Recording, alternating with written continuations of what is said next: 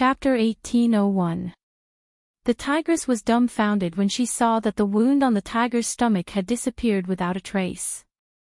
Then, she saw the human in front of her remove the stitches on the wound and apply a layer of cold ointment on it. She looked at the human in front of her, then at the tiger cub lying beside her. For a moment, no one knew what she was thinking. "All right, bring your child back to the inner regions," Fengjiu said as he stroked the white tiger's head. Seeing this, the tigress seemed to have made up her mind. She bit the white tiger cub beside her and pushed it to Fengjiu's side. She stood up and shook her fur. Apart from the bandaged wound on her foreleg that still hurt a little, the rest of her body had already recovered. Furthermore, the aura that she had lost in her body had also returned. At this moment, she naturally exuded the aura of a divine beast. When Fengjiu and the tigress were talking, the Lu family members had already woken up. They watched in astonishment as the tigress bit her own tiger cub and pushed it to Fengjiu. What was even more unbelievable was that in just one night, the tigress, who was originally on the verge of death, had actually regained her vitality. This speed of recovery astonished them. "Oh whoa!" The white tiger cub stretched its back and opened its small mouth to let out a soft "oh whoa." Its voice was as soft as a cat's meow.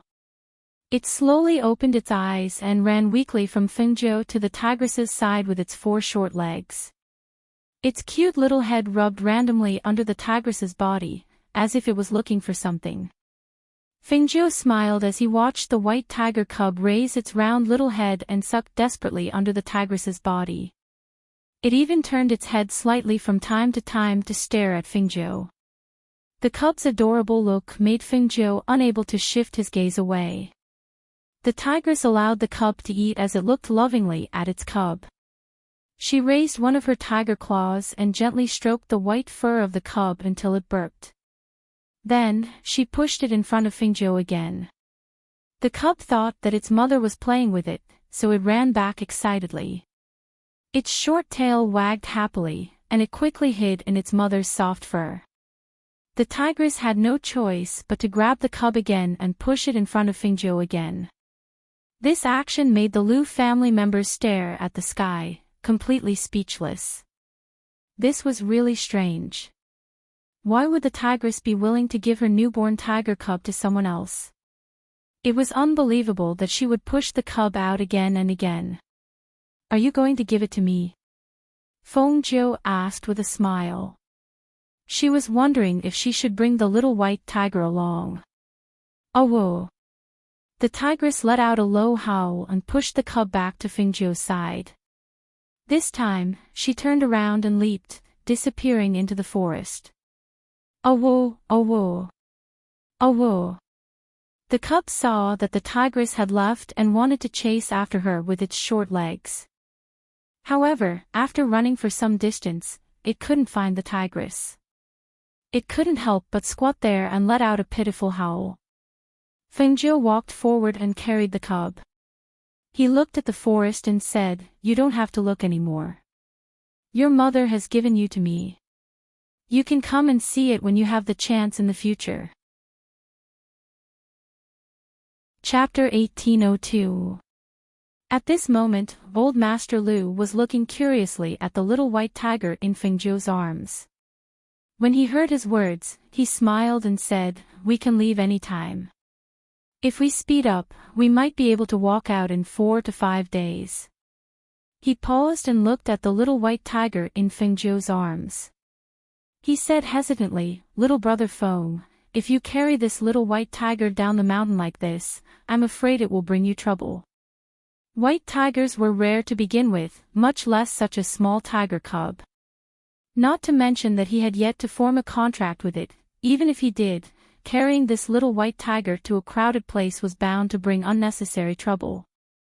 If someone really set their sights on it and tried to snatch it away, he was afraid that he would be killed because of it. It was also because they had chatted along the way that he felt the need to remind this youth. "It's just a little tiger cub. It won't happen," Fengjiu said with a smile, as if he did not understand the meaning behind his words. Actually, she understood what he meant. This Uncle Lu was worried that after entering the city, the little white tiger would be targeted and snatched away, or even be killed. However, who would dare to snatch her things? Who would have the ability to snatch them away? It's always good to be careful. Why don't you form a contract with this little tiger cub first, then keep it in the contract space? This way, it won't attract the attention of others. Old Master Lu suggested.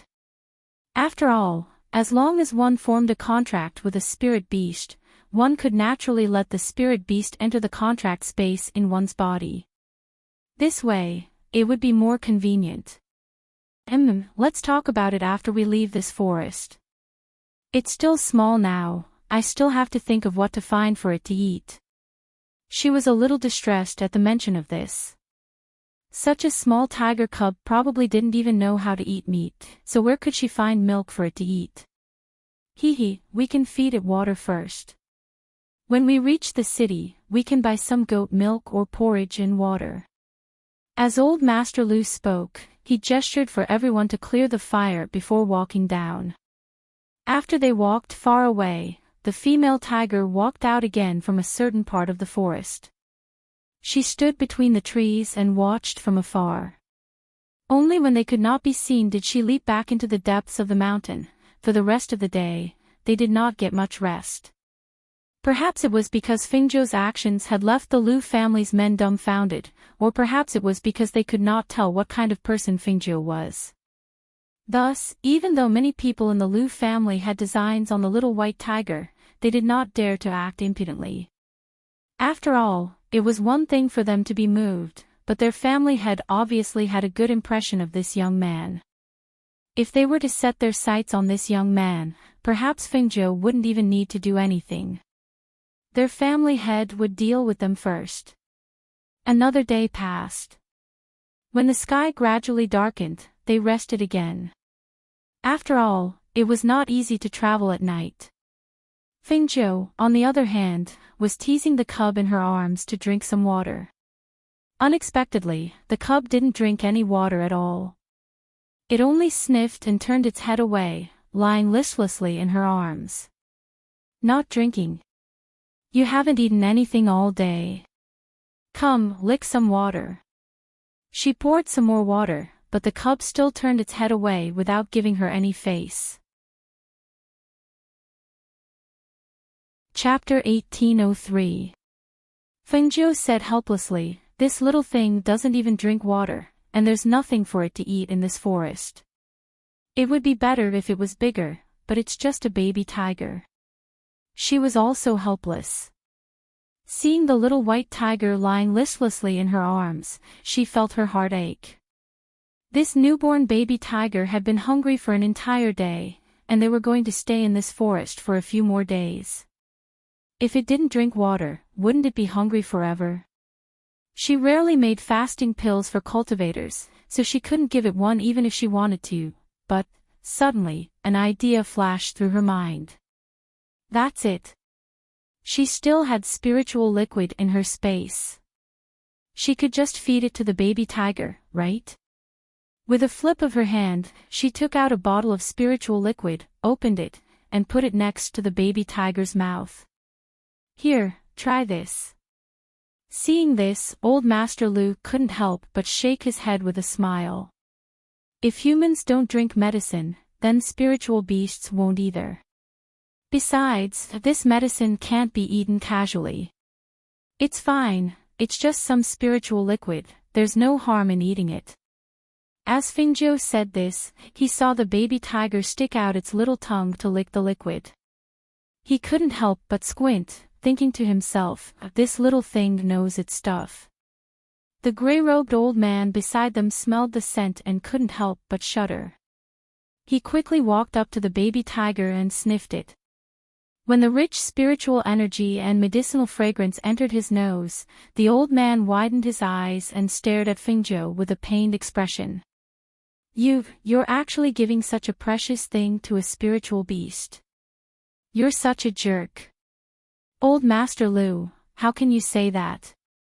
Little brother Feng has the freedom to use his things however he wants, don't overstep your boundaries.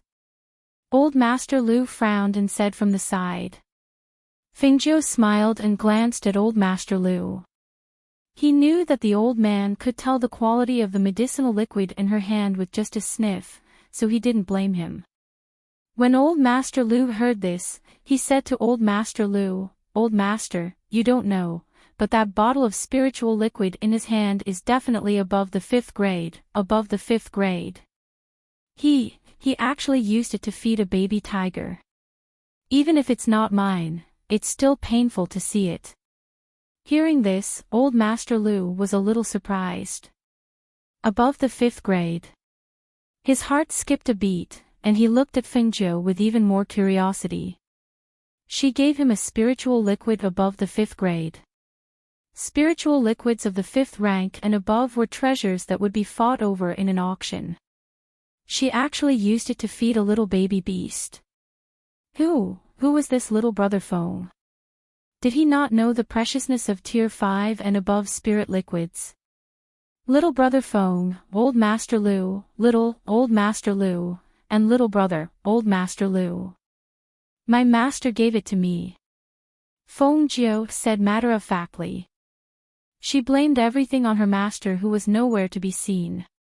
Hearing this, Old Master Lu and Old Master Lu looked at each other and asked again, "Then do you know what grade the spiritual liquid in your hand is?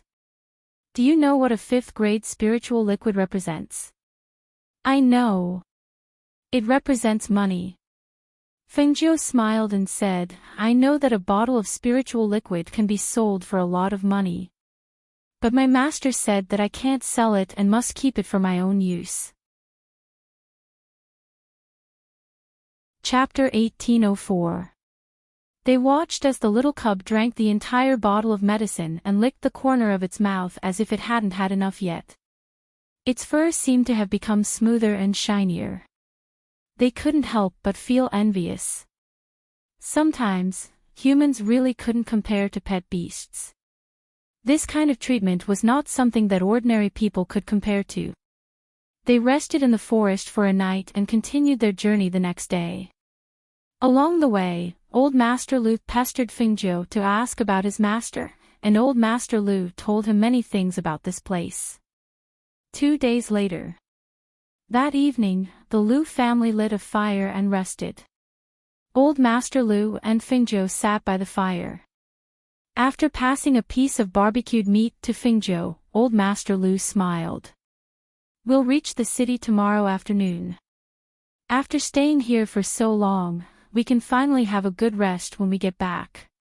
Yes, I've been eating barbecued meat for the past few days. I've lost my appetite when I see it now. When we reach the city tomorrow, let's find a good restaurant and have a good meal." She smiled again. "I still want to treat you guys to a big meal."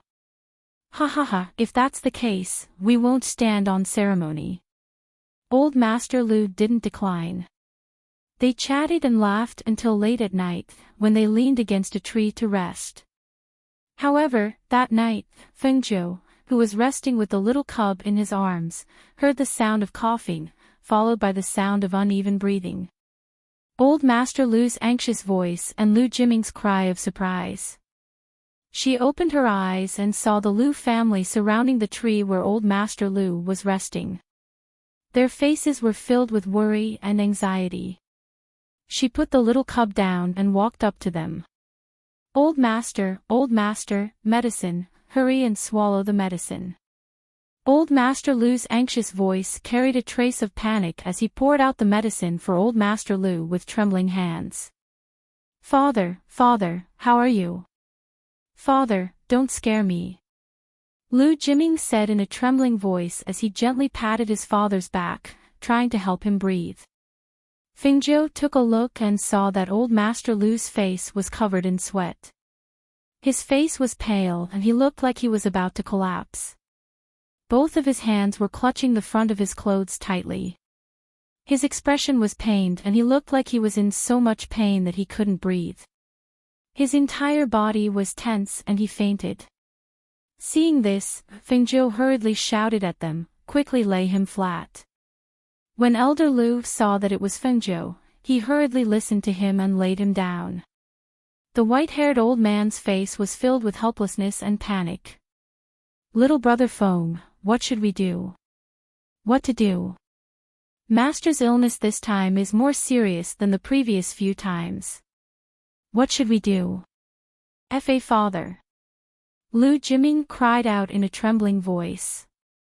He looked at his father, who was not moving at all and did not even seem to be breathing. Trembling, he reached out to touch his father. He was so frightened that he fell to the ground and muttered absent-mindedly, "Father, father is not breathing." "What?" Elder Lu was shocked. He stepped forward to take a look and immediately panicked. How could this be? How could this be? Seeing that they were scared out of their wits, Fengzhou squeezed forward and half knelt beside Elder Lu. He crossed his arms and pressed on his chest to give him first aid. At the same time, he instructed, "Big brother Lu, come over and blow air into your father's mouth." What? Lu Jiming stood there in a daze. He did not understand Fengzhou's words or what he meant. He was already dead. Why was he blowing air into his father's mouth? What was he trying to do? Chapter 1805. Without further thought, Lu Jiming hurriedly knelt down and followed Fengzhou's instructions. He lifted his father's chin slightly, pinched his nose, and blew into his mouth forcefully. Fengzhou did not stop. She continued to give him first aid until she felt that he had regained his breath. She then asked Lu Jiming to step back and untied Old Master Lu's shirt to let him rest. Cough cough. Old Master Lu slowly opened his eyes and looked at Fengzhou in a daze, as if he did not know what had happened. Meanwhile, the elderly man in gray and Lu Jiming, who had already stepped back, widened their eyes in disbelief when they saw that the person who had stopped breathing had regained his breath and even opened his eyes. He's alive. What's wrong? Old Master Lu asked as he rubbed his chest gently. The pain this time was more severe than before. Was he really going to die soon? Fa father, are you all right? How do you feel now? Lu Jiming asked in a trembling voice. He could not believe that someone who had stopped breathing a moment ago could be revived. Quick, let me take a look. The elderly man in gray hurriedly squatted by the side and reached out to check his pulse. When he felt that the pulse had returned to normal, he could not help but look in shock at Fengzhou, who had already stepped aside. Did I faint again just now? Old Master Lu asked as he looked at the people around him and smiled. Don't worry, it's fine. You'll be fine after taking the medicine. The Lu family members at the side all looked at their master with complicated gazes. He had not fainted just now. He had stopped breathing. If not for that youth, he would have. At that thought, everyone's gaze turned towards the youth who was standing at the side with the little white tiger in his arms. They could not help but think to themselves, who exactly is this youth? Does he really only know how to treat beasts? But just now, he was clearly the one who had saved their master. Why are you all looking at me? Isn't Uncle Lu fine now? Fengzhou stroked the little white tiger in his arms as he yawned and walked back. It was only the middle of the night. She decided to sleep for a while more. What's wrong? Old Master Lu sensed that something was amiss and asked. Father, just now. Lu Jiming wanted to tell him that he had stopped breathing, but he didn't know how to say it.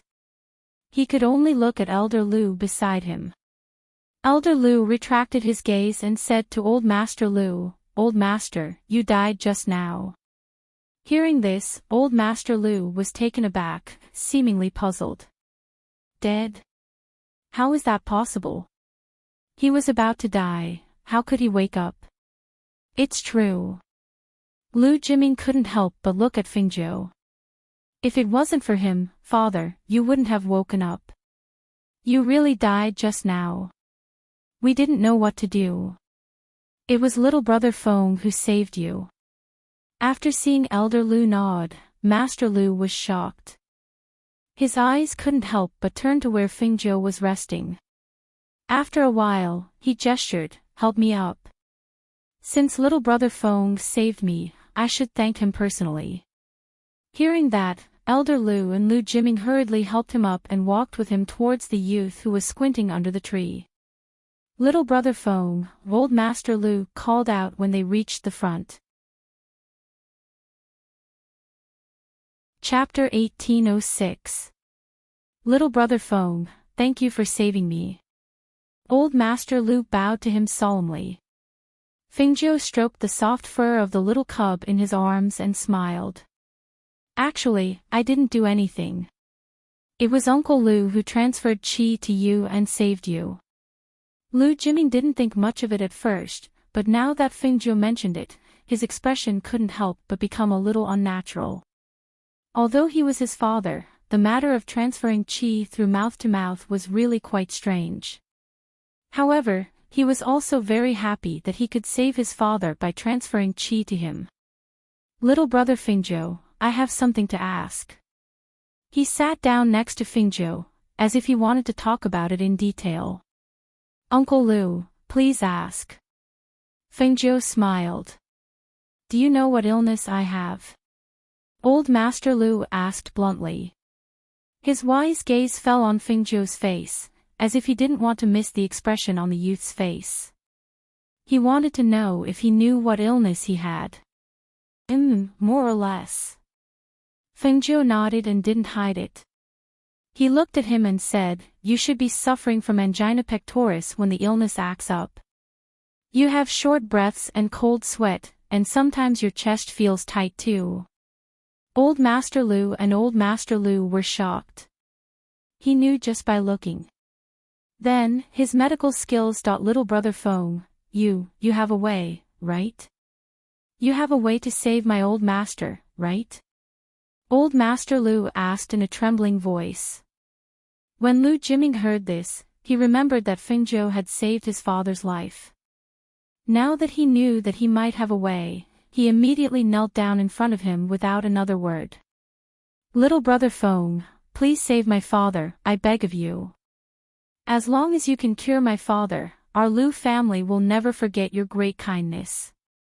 Hey, what are you doing? Don't kneel to me for no reason.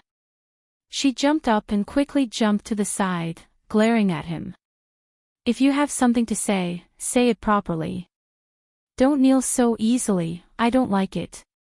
Little brother Fong, I came out this time to find a doctor. If you can cure my illness, this Lu will definitely thank you. Lord Lu said seriously, but there was also a trace of nervousness in his heart. The young physician before him might have already noticed the problem with his body, but he didn't bring it up. Instead, he told them that his medical skills were only superficial, and he only treated spirit beasts. If he hadn't acted up in the middle of the night, and if he hadn't happened to be here, they might have really missed this chance to live. When Fingzhou heard this, he couldn't help but laugh. Uncle Lu, aren't you afraid that I'll make it worse? Seeing that he didn't directly refuse and instead said such joking words, Master Lu was delighted and hurriedly said, I believe in little brother Fong. Fingzhou smiled and said, let's talk about it when we reach the city. Originally, she had planned to go to the city to take a look at him, but she didn't expect him to have a relapse in the middle of the night. Moreover, his condition seemed to be quite serious. All right. Master Lu replied with a smile, his anxious heart finally relaxed. On this day, he couldn't help but hope that the sky would brighten soon so that they could leave the mountain and enter the city as soon as possible. He was anxious, so when the sky gradually brightened, they set off and walked down the mountain. Around noon, they arrived at the nearest town. They found a good restaurant and entered it. Chapter 1807. The Lu family members looked at Old Master Lu. If this young man had not offered to treat their patriarch, they would not mind feasting on him. However, now that their patriarch had asked him for help, how could they still have the nerve to feast on him? Even if they wanted to eat, it should be the Lu family who treated him, right? Old Master Lu smiled and waved his hand. Since little brother Feng has said so, order a table of food and wine and have a good meal. Yes. Everyone responded and cupped their fists at Fengjiu in unison. Thank you, young Master Feng. The men of the Lu family sat at a table downstairs while Old Master Lu and the others went upstairs to the side room. After ordering a dozen or so dishes, the wine and water were served, and they went straight to the main topic. Little brother Feng, may I know how to treat my illness? Old Master Lu asked. Fengjiu drank a cup of wine and said, I believe Old Master Lu has already told you about the food, so I won't say more. As for the treatment, it's nothing much. You just need to take medicine for about a month after the acupuncture. Old Master Lu was secretly shocked. This illness can be cured in about a month. You'll recover in about a month, and you'll see results in half a month. Fengjiu smiled and said, let's eat first. I'll give you acupuncture after you're full. Hearing this, they nodded and didn't say anything else. They accompanied him to finish the meal. However, despite the sumptuous food in front of them, except for Feng Nine, the other three people didn't eat much because they were thinking about their illness. After the meal, they drank a few cups of tea and changed rooms from the restaurant to an inn. In the guest room. Take off your shirt and lie flat on the bed. Fengjiu said and turned to Old Master Lu. I'll teach you this acupuncture technique. In the coming days, you can treat Uncle Lu with acupuncture. With this acupuncture technique and medicine, the effect will be better. Old Master Lu was excited. Teach me. How can I do that? Usually, he would not teach non-disciples, but he actually thought your medical skills are not bad. I just need to tell you the essentials. Why can't it work? Fengjiu smiled and asked Lu Jiming to stand guard outside and not let anyone disturb him. Then, he inserted the needles while giving instructions to Old Master Lu. Half an hour later, Fengjiu walked out of the room. Behind him, Elder Lu looked at him with respect and admiration. The excitement on his old face still hadn't dissipated. Little brother Feng, how is my father? Lu Jiming asked when he saw them come out. I'm fine. I just fell asleep. Fengjiu said, I'm going back to rest too. I've already written the prescription and sent it to Old Master Lu. You can handle the rest of the matter yourselves. With that, he walked past him and headed to another guest room. You stay in the guest room and watch over the patriarch. I'll go get the herbs right away. Elder Lu couldn't hide his excitement as he walked out, intending to get the herbs himself. When Fengjiu reached the guest room, he asked the waiter to prepare a bath for him. After taking a bath, he summoned the little tiger from his space and hugged it in his arms and fell asleep. The next morning, Old Master Lu woke up feeling refreshed. The stuffy feeling in his chest that he had been suppressing all year round seemed to have cleared up quite a bit. His entire spirit was much better than yesterday, and he couldn't help but feel happy. Chapter 1808. That's right. His medical skills are really brilliant. If he's like this, his master must be even more amazing. Elder Lu sighed. If the disciple was so amazing, then how amazing would the master be? He just didn't know what kind of reclusive expert his master was. I'm relieved that father's illness can be cured. As Lu Jiming spoke, the huge rock in his heart was finally put down. I've been worried that father's illness can't be cured. If our Lu family falls into chaos, then things will be troublesome. Elder Lu shook his head. Every branch of the Lu family wants to fight for power. I'm afraid that if there's internal strife, other families will have the opportunity to take advantage of it. That would be troublesome. However, now that my body is gradually recovering, this is good news. His voice paused slightly. After thinking for a while, he said, however, you have to pass down the order that the news of my treatment must not be spread. As for that, before my body fully recovers, it can't be spread. I was thinking of using this opportunity to clear out the people in the residence. Yes, we understand. The two responded. It's getting late. Little brother Feng should be awake. Let's go. Call him to eat something together. As Elder Lu spoke, he tidied his robes and walked out. The two behind him saw that he was in good spirits. They couldn't help but look at each other and followed him out of the room. Little brother Feng. Elder Lu knocked on the door and called out. However, no one answered. Little brother Feng. Little brother Feng. Elder Lu also knocked on the door, but no one answered. He couldn't help but say, strange, could he be sleeping so soundly? Masters, the young master of this room has already checked out and left. The waiter who went upstairs saw them gathered there and reported. He left. When did he leave? The few of them were startled and asked in unison. He left when the sun rose. The waiter paused, then said, oh, right, that young master also left a message, saying that we'll meet again if fate wills it. Hearing that, Elder Lu and the others had an indescribable feeling in their hearts. Why did he leave just like that? Old Master Lu sighed softly. Along the way, I only called him Little Brother Feng. I didn't even manage to get his name out before I left. I don't know if I'll have the chance to see him again in the future. Don't worry, Master. We'll meet again if we're fated. Furthermore, I've already taken note of what he told me. I'll take care of Master's body. Elder Lu said slowly. Fortunately, he had left the prescription and taught him the acupuncture technique, so he did not have to worry too much about the patriarch's health. It's just that we haven't had the chance to thank him properly. Old Master Lu still felt guilty in his heart. This illness was cured by him, but he didn't even receive the consultation fee or any gifts. If there's a chance in the future, it won't be too late to thank him.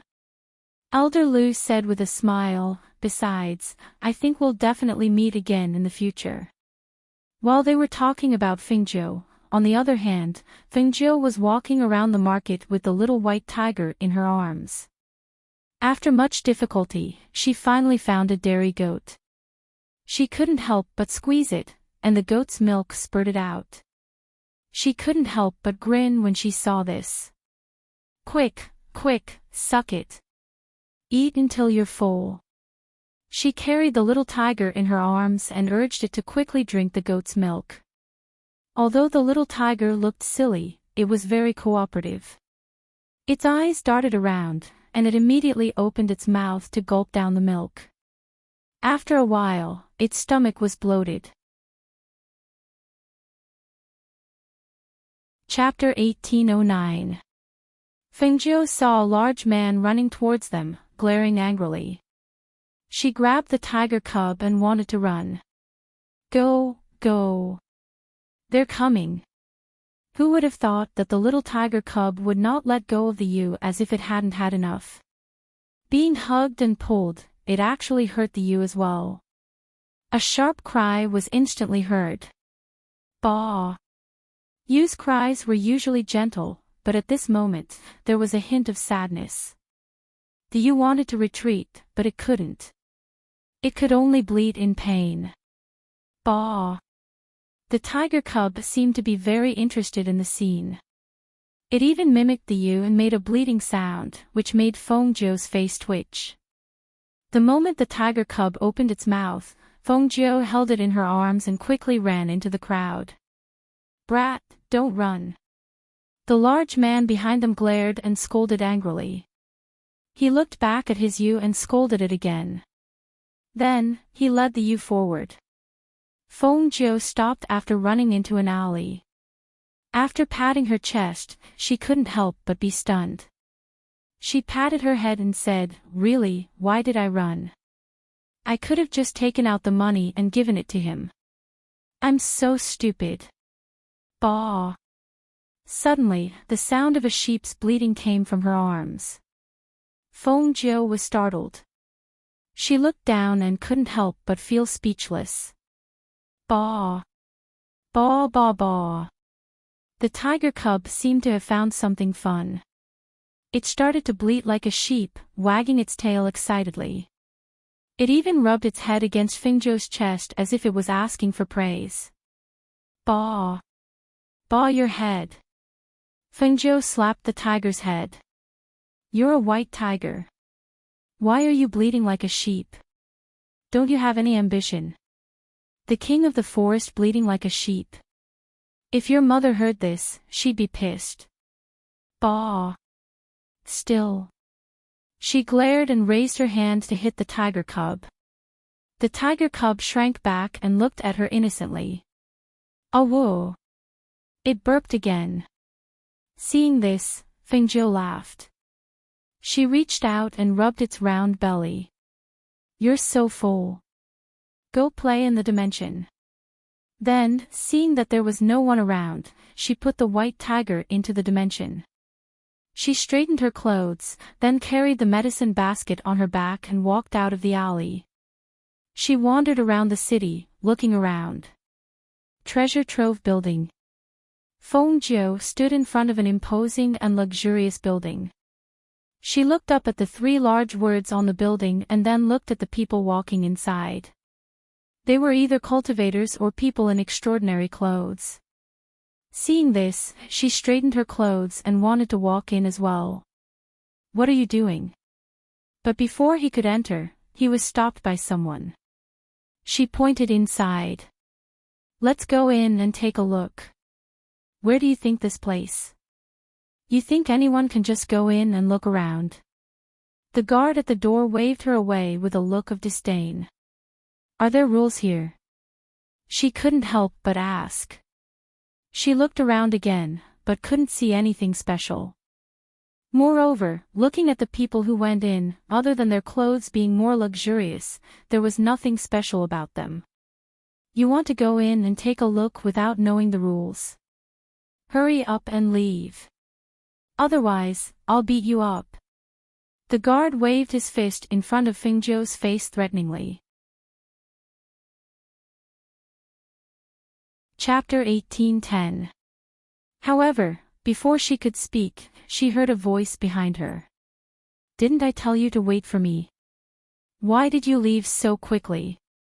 A gray-robed old man slowly walked over. After glancing at Fengjiu, he said to the guards, he came with me. So it's Elder Tan. The 2 guards recognized the old man and bowed. After glancing at Fengjiu, they retreated to the side.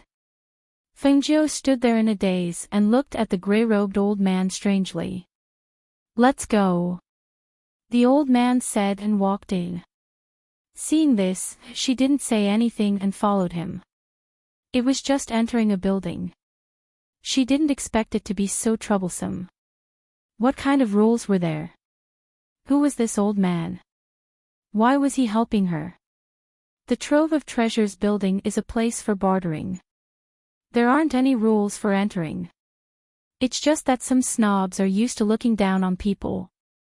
Seeing that you don't have anything on you and your clothes are plain, they won't let you in. The old man seemed to know what Fengjiu was thinking and slowly explained after entering. He stopped and looked at Fengjiu, then glanced at the medicine basket Fengjiu was carrying. You're a herb gatherer, right? If you want to see it, feel free to look around. This old man still has matters to attend to, so I'll be leaving first. He didn't ask for Fengjiu's name, nor did he tell Fengjiu who he was. He only turned and left after leaving behind his words. Fengjiu raised her eyebrows and the corners of her lips curled into a smile. This old man was cold on the outside but kind on the inside. He was a stern old man, yet he was willing to help someone he didn't even know. She shook her head inwardly and walked in, intending to look around. A place for bartering. What good things could there be in here? He walked inside with some curiosity. When he got inside, he saw a lot of things displayed in transparent cabinets. Every item was labeled with what it was used for, and what it was to be exchanged for. It was clear at a glance. After walking around, she didn't find anything that caught her eye.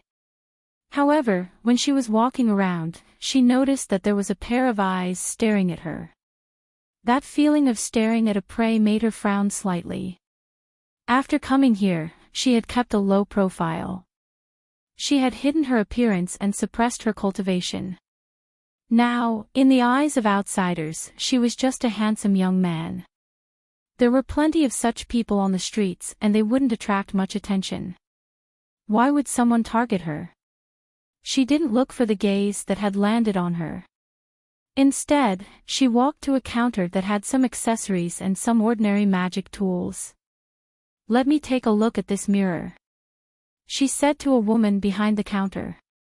The woman only glanced at Fengzhou and handed the mirror over, saying, "This is a refractive mirror. It's more suitable for women to carry around. It's a mirror and also a magic tool that can refract sunlight to attack." Fengzhou used the mirror to check the person who was staring at her.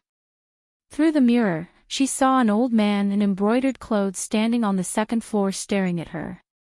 The gaze that looked like it was staring at a prey came from this old man.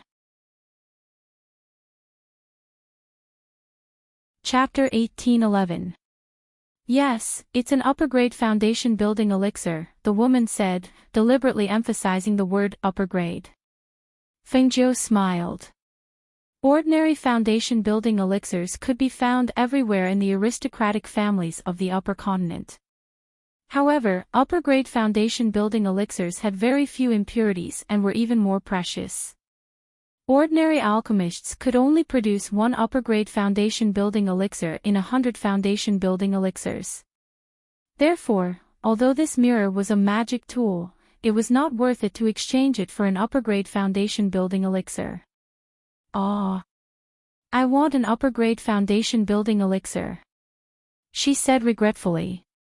She touched the mirror and handed it back. "I don't have an upper-grade one. I only have a low-grade one." The woman smiled and took back the mirror without saying anything. She did not seem surprised. Fengzhou turned around and was about to leave when a middle-aged man came to her side. "Little brother, please wait." Fengzhou looked at the man in front of her. He was obviously blocking her way with half of his body. This action made her a little unhappy, but she did not show it on her face. "What's the matter?" "Hee, little brother, I'm the manager here. Can I have a word with you?" The middle-aged man made a "please" gesture and wanted to take Fengzhou to the back. At this moment, the old man who came in with Fengzhou was about to leave. He caught a glimpse of this scene from the corner of his eye and his expression changed slightly. He immediately stepped forward and shouted at Fengzhou, "Didn't I tell you to follow me? Why are you running around after entering this place? You really don't know the rules." He hurriedly said to the middle-aged man, "Butler Wang, this is my grandnephew. If he offends you in any way, please don't take offense." The middle-aged man saw this and his eyes flashed slightly. He glanced at the second floor and then smiled at Elder Tan. "So this little brother is Elder Tan's grandnephew. If there's nothing else, Butler Wang, we'll take our leave first." As he spoke, he cupped his hands and bowed, then motioned for Fengzhou to leave with him. Fengzhou didn't say anything when she saw this. She quietly followed behind the old man and left. When they were outside, she could still feel that the gray-clothed old man's body was tense. He seemed to be nervous. She followed them quietly and did not say anything. She left halfway because someone was following them. After walking through a few streets and entering an alley, they turned into a small courtyard. After closing the door, the gray-robed old man entered the house and let out a sigh of relief. Only then did he look at Fingzhou with a frown. "Young man, are you from out of town?" "I just came down from the mountain," Fingzhou said with an honest smile. The old man sized up Feng 9. He saw that this young man was handsome and had a simple and honest appearance. In addition, his strength was only in the foundation establishment stage and he was dressed simply. With just one look, he knew that he was not from an aristocratic family. It was no wonder that Steward Wang had his eyes on him. "That trove of treasures building is not a good place. Don't go there again." He then said, "If you're just passing by, leave this city as soon as possible to avoid any trouble." What kind of trouble? She could not help but be curious. Although nothing had happened, the old man seemed to be very worried that she would be taken away by Butler Wang. This made her curious. Why was she being watched? Also, why was she being watched? Chapter 18:12. Fingzhou followed him out. Only then did he notice that the courtyard was filled with herbs. Furthermore, there were some grinding tools in the courtyard. It seemed that this old man was a pharmacist. "Grandpa Tan, are you the only one in your house?" Fengzhou looked around and saw that he seemed to be the only one in the courtyard. The old man replied as he arranged the herbs on the shelf, ignoring Fengzhou. Fengzhou sat down in the middle of the courtyard, one hand propping up his chin. His eyes darted around as he stared at the figure who was arranging the herbs with his back facing him.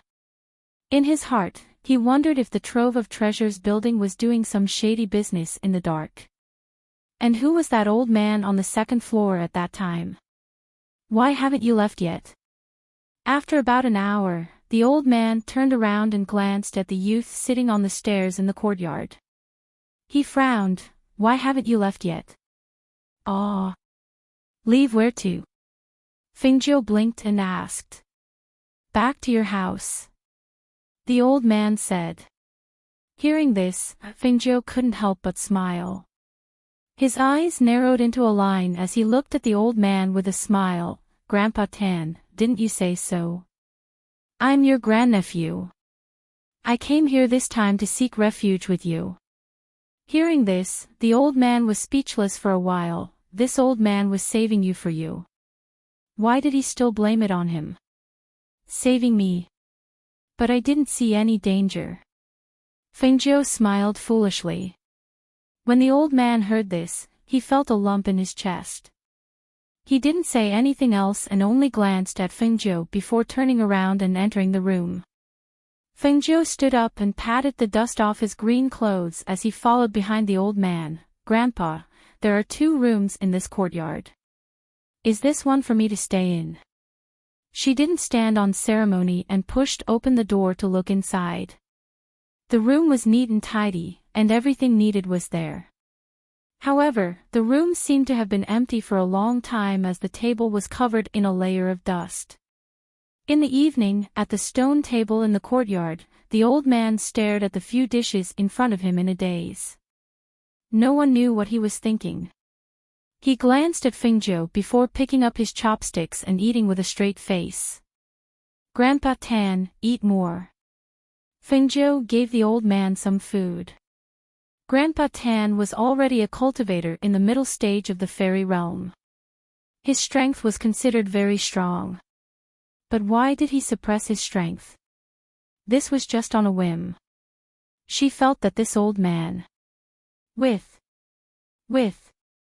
Therefore, for the next 2 days, she slept until she woke up naturally during the day and went out to buy groceries. She also bought some goat's milk for the baby tiger. When she was free, she would go to the old man's stall to help look after it. To put it bluntly, she just sat there and watched the old man do business. After Grandpa Tan ground the spiritual herbs into powder, he mixed them into some commonly used medicinal powder and sold them at the medicine stall in the market. Occasionally, he would bring 1 or 2 bottles to the Trove of Treasures building to barter. On the day he met her, Grandpa Tan took the medicine to barter. However, after that day, he didn't go to the Trove of Treasures building for the next 2 days. Some people who were familiar with him saw that Grandpa Tan was the only one sitting at the stall with a straight face. Now, there was a handsome young man sitting beside him. They couldn't help but ask with a smile, "Grandpa Tan, who is this young man?" Chapter 18:13. Uncle, do you want to buy 2 bottles of medicine to protect yourself? They're new medicines that were just ground today. There are all kinds. Fengjiu asked with a smile. Hee, it's fine. I still have some from last time. The middle-aged man waved his hand and left. When Fengjiu saw this, she propped her chin on her hand and looked at the busy market. Then, she looked at the old man beside her and couldn't help but sigh in her heart. She had been sitting here for half a day, but there wasn't a single person buying medicine. This kind of business was really bleak. Just then, her stomach grumbled. She glanced at the old man beside her and smiled embarrassedly. I'm a little hungry. Seeing this, Elder Tan took out a fruit from his sleeve and handed it to Fengjiu. Eat. No need, no need. Grandpa Tan, you eat. Before she could finish speaking, the fruit was stuffed into her hand. She looked at the fruit in her hand and then looked at the old man who had already turned his head away. She couldn't help but smile and didn't refuse. Grandpa Tan, what do you want to eat tonight? Why don't we go to the street and buy a few kilograms of spiced beef to eat tonight? And a few kilograms of good wine. Before he could speak, Fengjiu stood up. Since I have nothing to do, I'll go buy it now. I'll be back in a while. Fengjiu walked to the street as she spoke. When Elder Tan saw this, he didn't say anything. He just sat there quietly and waited for the person who wanted to buy medicine to come to him. After leaving the stall, Fengjiu's eyes flashed with a faint light. When she raised her head again, there was only clarity and honesty in her eyes. She turned a few corners and walked to the street. After buying a few kilograms of spiced beef, she was about to walk back when she saw Butler Wang, whom she had met once before, walk out of the crowd. Hee, little brother, what a coincidence. You're also here to buy spiced beef. Looking at the person walking in front of her with a smile and greeting her like an acquaintance, Fengjiu couldn't help but raise the corners of her mouth and grin, so it's Steward Wang. I haven't told you what I said last time, but you were taken away by Elder Tan. I've been thinking about it for the past 2 days. Butler Wang said with a smile. You have something to say to me. Fengjiu blinked his eyes, his face full of innocence. Say it. I'm listening. There are a lot of people here, I wonder if... He smiled and pointed at an alley not far away. Sure. She responded with a smile and followed him into the alley. However, when they reached the alley, they smelled a faint fragrance. As soon as he smelled that fragrance, Fengjiu's footsteps faltered. Why do I feel a little dizzy? She murmured as her body swayed and fell to the ground. Butler Wang looked at the youth on the ground and chuckled. He called out softly, Little brother. Little brother. When he saw that there was no movement, the smile on his face disappeared. He ordered the air, take him away. A man in black appeared out of nowhere. He was as fast as a ghost. He took out a sack and wrapped Fengjiu in it, then carried him back. On the other side, Elder Tan sat and waited. However, he still didn't see Fengjiu come back. He couldn't help but frown. Why was he gone for so long? Could something have happened to him? Chapter 18:14. Brother Ching Yi, right? Yes. He left after buying a few kilograms of beef. The shopkeeper said. Hearing this, Elder Tan thanked him and hurried back home. Who knew that when he reached home, the youth was nowhere to be seen? He couldn't help but frown. Where could he have gone? Could it be the Trove of Treasures building? Thinking of this, he shook his head. It shouldn't be. It's just a youth. Why would they still keep an eye on him after 2 days? Moreover, there's nothing unusual these 2 days. But, if it wasn't them, who could it be? If he really fell into the hands of the Trove of Treasures building, I'm afraid. He muttered softly, looked at the sky and paced back and forth in the courtyard. He didn't have any evidence. Even if it was really the Trove of Treasures building who kidnapped him, they wouldn't admit it. Forcing his way in wouldn't work. He could only wait until the sky turned dark to investigate. Although the Trove of Treasures building was a place for bartering, there were also some shady dealings in the dark. Some clans and forces naturally knew a little, but due to the power of the Trove of Treasures building, no one dared to ask. And he had been here for so long, naturally he knew a thing or two. When he opened his mouth to let the youth enter the Trove of Treasures building, he didn't think too much, but he didn't expect that he would be targeted by the Trove of Treasures building. Thinking of how he had been alone for so many years, but the youth had been by his side these 2 days, and even cooked for him, these simple and not worth mentioning trifles, to an old man like him, it gave him a different feeling. After living in seclusion for so many years, he had no choice but to make a move now. He could only hope that the youth could hold on. On the other side, Fengjiu, who was covered in a gunny sack, had long opened her eyes. With her body that was immune to poison, how could a mere bone-softening smoke put her down? She only wanted to beat them at their own game, to see what the person who had been watching her for 2 days wanted to do. Accurately speaking, what did that luxuriously dressed old man want to do? The surroundings were quiet, but she could feel that there were many practitioners who had concealed their auras guarding. She closed her eyes in the gunny sack until she was thrown to the ground and the gunny sack was taken off. Only, the smell in the air didn't seem too good. It's this kid. There's nothing special about him. Why did Elder Feng have to capture him? There's no one that Elder Feng can't get his hands on.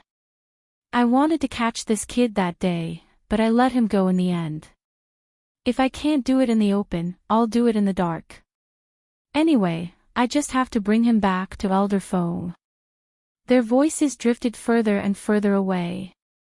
Fengjiu rested for a while before opening his eyes.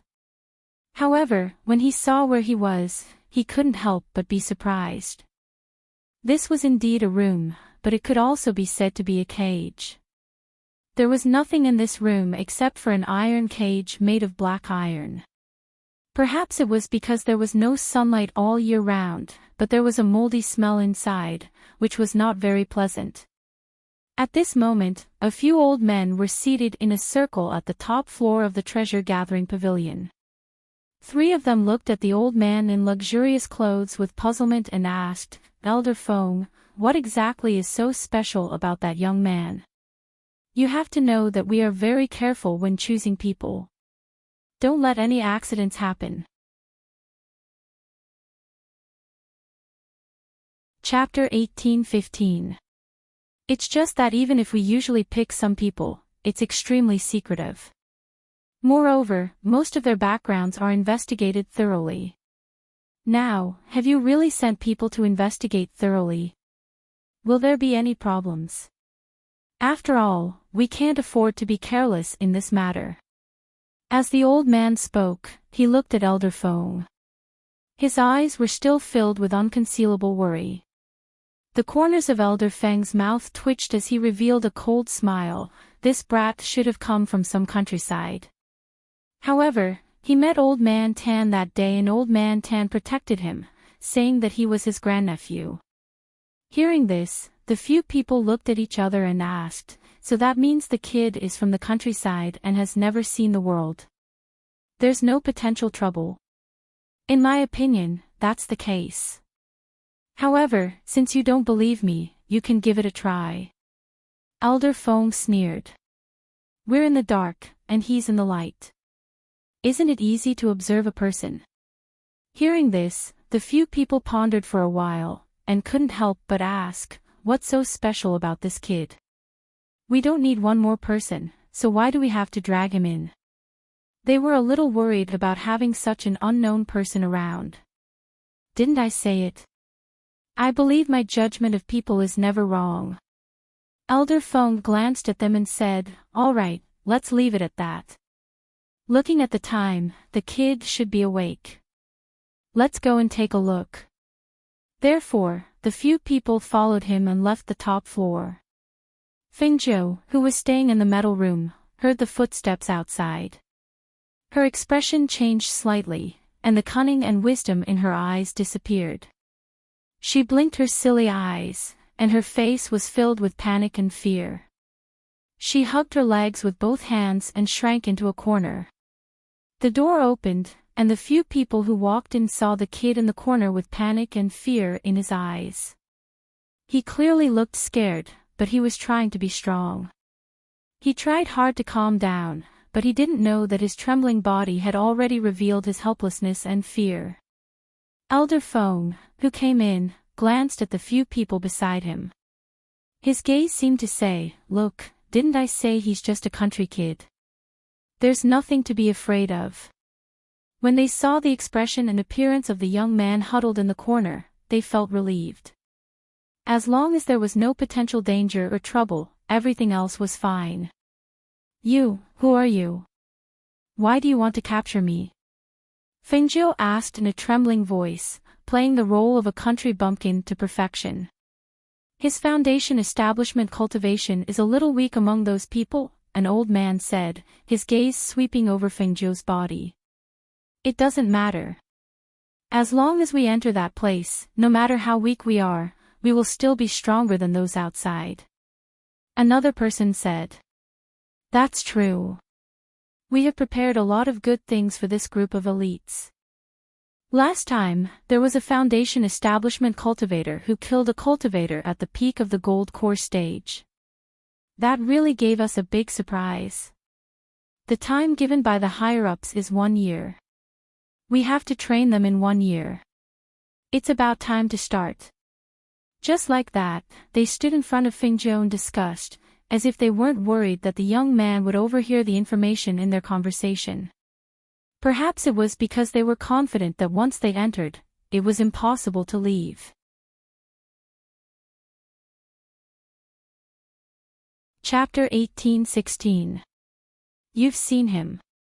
If you don't have any objections, get someone to take him away tomorrow. Elder Feng said to the people around him. All right.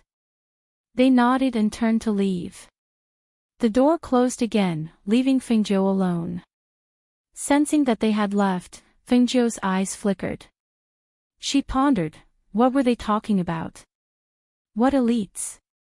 Who was the master behind the Endless Treasures Pavilion? From their words, she could tell that they didn't know her identity. Then, they didn't know why she was Fengzhou. Thinking of this, she couldn't help but be curious. Where would they take her tomorrow? That night, she didn't think too much about it. Anyway, no matter where she was, as long as she wanted to leave, she would definitely be able to leave. It was impossible for these people to trap her. After all, they would never have imagined that she was a peak sage immortal powerhouse. However, in the middle of the night, she opened her eyes in the darkness. Who was it? Why wasn't he sleeping and moving about on the roof in the middle of the night? At that moment, she didn't expect it to be Elder Tan. After all, she wasn't related to Elder Tan. She couldn't have imagined that Elder Tan would risk exposing his strength and cultivation to sneak into Endless Treasures Pavilion at night. She closed her eyes, but no longer felt sleepy. She quietly lay on the wall and waited for dawn. However, after about half an hour, a faint voice came from the roof of the house she was in. Kid, kid. When she heard that voice, Fengzhou was slightly startled. She raised her head in astonishment. Grandpa Tan. With the help of the night sky above, she saw the person lying on the roof. It was Elder Tan. Wait here, I'll get you out. As soon as he finished speaking, Elder Tan, who was lying on the roof, left. Not long after, he pushed open the front door and entered. Elder Tan frowned when he saw the scene inside. He didn't say anything and was about to break the lock. Unexpectedly, Fengjiu stopped him at that moment. Wait. Fengjiu stepped forward to stop him. She looked at the old man in front of her and sighed inwardly. Grandpa Tan, hurry up and leave. I'm fine here. You don't have to save me. Do you know what you're saying? If I don't save you, it won't be long before you die. Elder Tan said with a straight face. He wanted to open the lock, but he realized that it was a black iron lock. Without a key, even a sword couldn't cut it open. I know. Fengjiu revealed a smile. This smile was different from his usual simple and honest one. It was a shrewd and cunning smile. I saw that they had their eyes on me, so I played along and came in to take a look. I just didn't expect Grandpa Tan to find me. Looking at the shrewd and cunning expression of the young man locked in the iron room, Elder Tan was slightly startled. You. That's why I said it's okay. When I don't want to stay here anymore, I'll naturally leave. I can protect myself. Grandpa Tan, you don't have to worry about me. She smiled as she spoke. Her voice paused for a moment before she continued, Grandpa Tan, you should hurry and leave before they find out. Tomorrow, they will transfer me. I want to see what kind of place this treasure trove building is.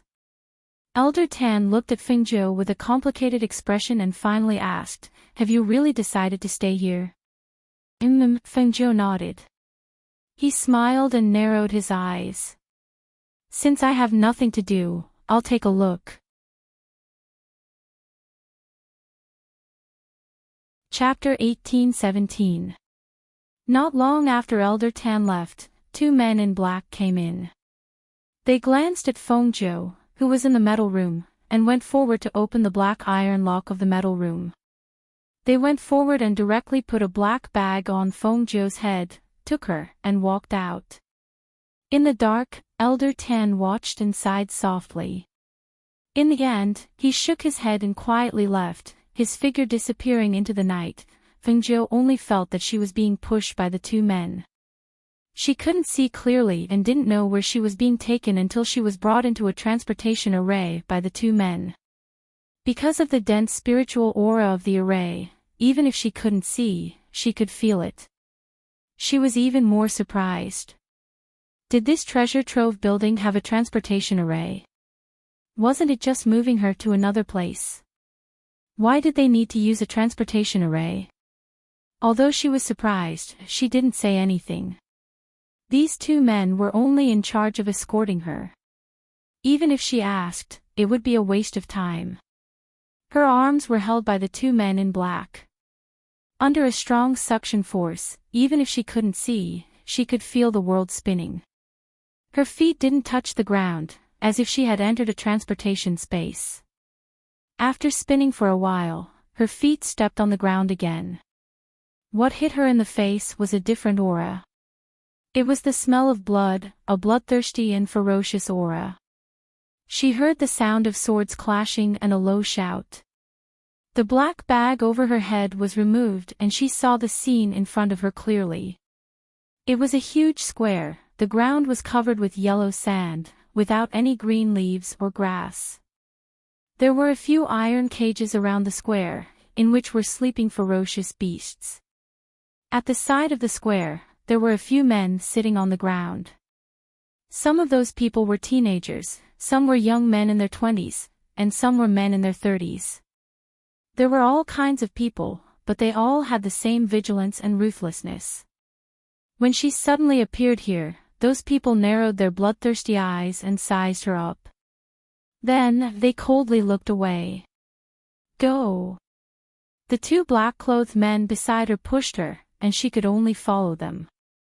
With a face full of fear, she followed the two black-clothed men around the square to a house behind the mountain. It was a simple and crude house, but it was the best place to be. Other than the few powerful demonic cultivators guarding outside the house, the people inside the house seemed to have unfathomable strength. "Elder Ghost, there's a new kid." The two men in black who were escorting her stood respectfully outside the door and saluted. Without the permission of the people inside, they didn't even dare to enter. "Didn't you say it's about time? Why did you send someone here?" An enigmatic voice came from inside. The voice was soft and feminine, but it made people's hearts tremble like a venomous snake. Replying to Senior Gue, Senior Fong asked me to bring him here. He said that this fellow is simple and honest. If he is properly trained, he might be of great use. Really? Bring it in and let me have a look. The voice came from inside again, and Feng Jiu was dragged in by the two men. After entering, Feng Jiu swallowed her saliva. Her body trembled slightly, and her face was pale as she looked at the person lying on the soft couch. It was a middle-aged man who looked to be in his 40s or 50s. However, his body was thin and small, as if a gust of wind could blow him away. Even his face was thin and long, with a mix of green and white. He looked very weak. Chapter 18:18.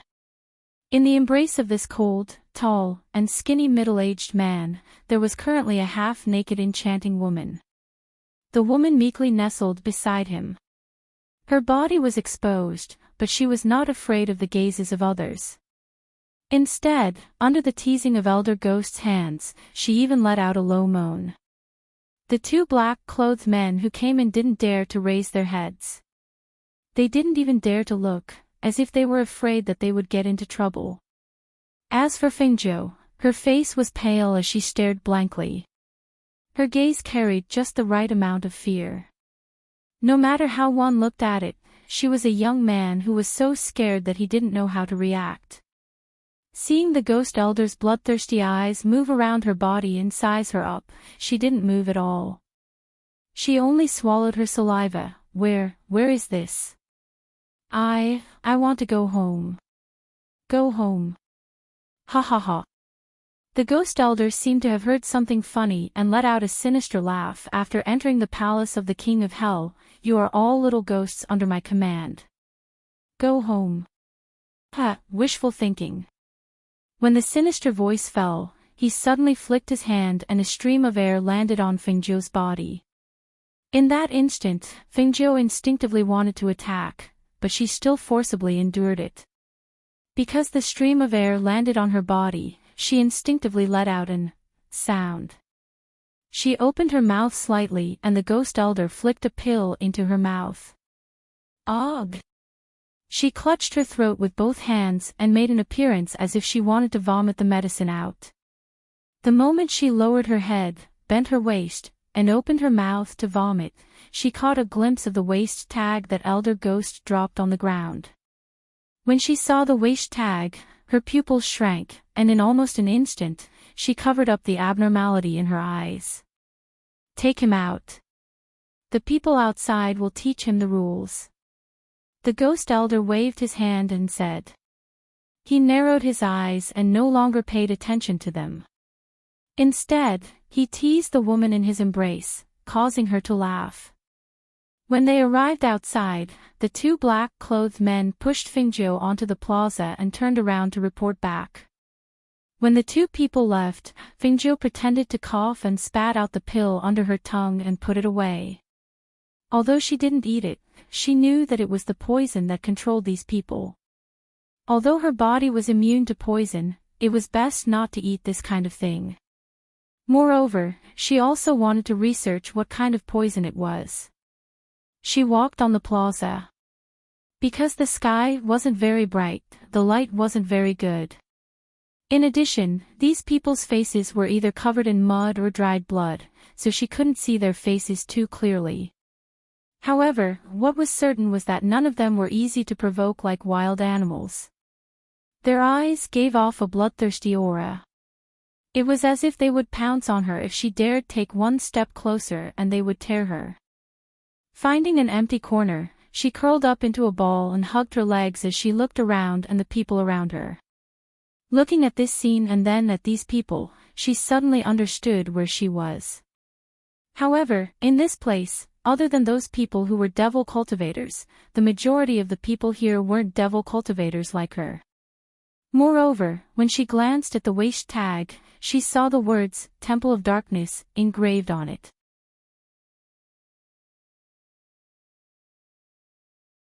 Chapter 18-19. In the darkness of the night, a blood-curdling scream suddenly rang out. Immediately after, she, who was sitting in a corner, saw two devil cultivators dragging a man who was on the verge of death over and pushing an iron cage to the center of the square. She saw that the man's shoulder had been slashed, and fresh blood kept flowing. He was pressed to the ground by two devil cultivators, who used a dagger to cut off the back of his foot. Ah! A mournful scream rang out once again, breaking the silence of the night. The two devil cultivators pushed the man who had his foot cut off into the cage that held the ferocious beast. Immediately after, under the gazes of the surrounding people, the ferocious beast in the cage tore the man apart, and the man's mournful and sharp screams, the bloody scene of the internal organs being hollowed out happened just like that in front of them. The surroundings were so quiet that not a single sound could be heard. Only the heavy breathing of those who saw this scene could be heard. This is the result of running away. Take a good look and remember it well. Once you're here, don't even mention the fact that you can't escape from our palms. Even if you can't escape from this place. The devil cultivator's fierce voice carried a strong warning as it spread through the air, clearly entering everyone's ears. Seeing everyone's stiff expressions, the two devil cultivators snorted and turned to leave, leaving only the bloody scene in the iron cage that held the ferocious beast. As the sky gradually brightened, several devil cultivators followed behind Elder Ghost and walked over. They only stopped when they reached the center of the square. The ghost doctor's cold gaze swept across everyone in the square, and only then did his voice ring out. Everyone, gather here. As soon as the voice rang out, everyone consciously stood up and walked to the front. The bloody cage in the middle of the square had already been moved to the side. Fengjiu also walked forward with those people. However, among the nearly 400 people, she probably looked the thinnest and smallest. She couldn't squeeze to the front, so she could only stand at the back and listen. Some of you have been here for 3 or 4 months, and some of you have just entered. There are a total of 378 of you, and there are those who are in their teens to 30s. Then, do you know why you were captured here? Elder Ghost's sinister voice rang out in the square, but no one spoke. They all quietly listened and watched. You don't know. If you don't know, I'll tell you. His voice suddenly became vicious as he shouted in a low voice, among the 378 of you, only the one who survives will be qualified to become a spy for the Temple of Darkness. You are the spies that we want to infiltrate the 4 great sects. Are you wondering why I told you that you're a spy for the 4 major sects? Ha! Elder Gue laughed sinisterly. That's because we don't need too many spies. We'll have rounds of death and elimination. You won't be able to escape from here. If you don't want to die, then you can only fight. You can only try your best to think of a way to survive. Otherwise, what awaits you will only be a hair-raising death. I believe that after seeing the way the eliminated person died, you all would definitely not wish for the eliminated person to be yourselves. Fengjiu, who was standing at the back of the crowd, couldn't help but frown when he heard this. Elimination by death. A spy sent to the 4 major sects. What was the Temple of Darkness trying to do?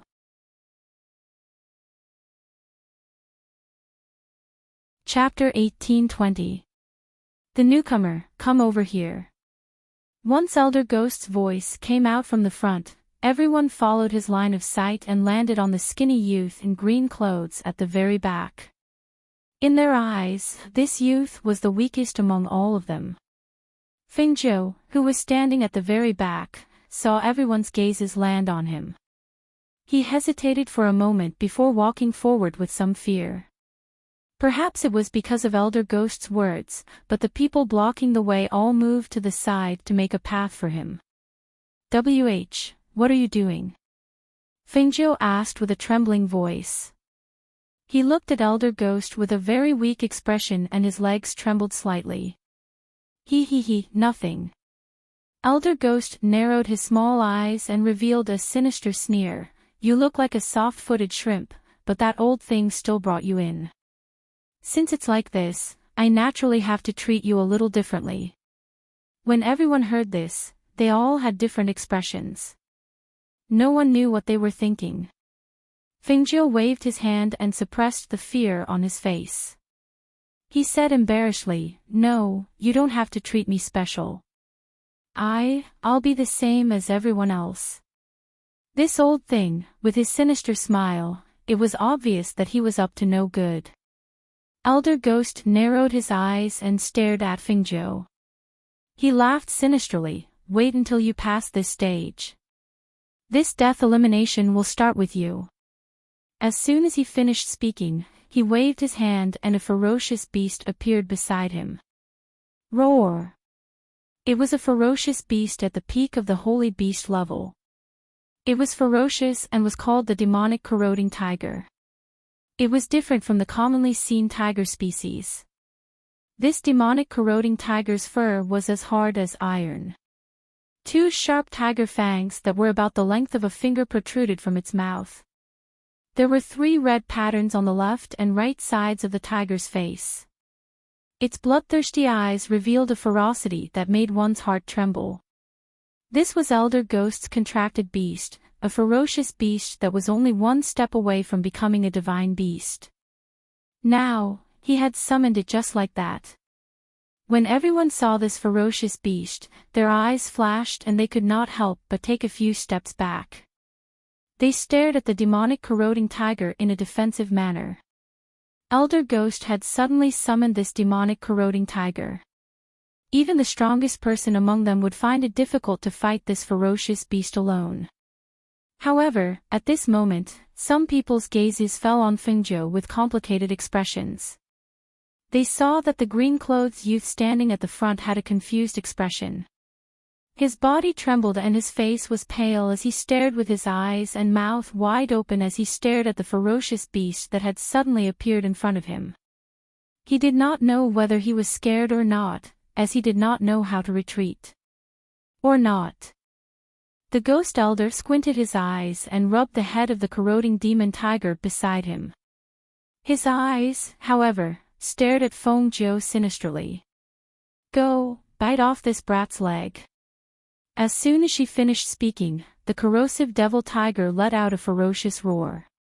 Its entire body shot forward, its mouth wide open, revealing its sharp, bloodthirsty fangs as it pounced towards Fengzhou. Fengzhou stared blankly. She stared blankly until she heard Elder Ghost's words. When she saw the majestic and ferocious corroding devil tiger roar and pounce at her with its mouth wide open and its fangs bared, she let out a sharp and panicked scream as if she was frightened. Ah! Her voice was sharp and ear-piercing. It carried with it the pressure of a Foundation establishment cultivator. It suddenly rang out and pierced through everyone's eardrums while they were still in shock. Their eardrums hurt and their hearts suddenly jumped.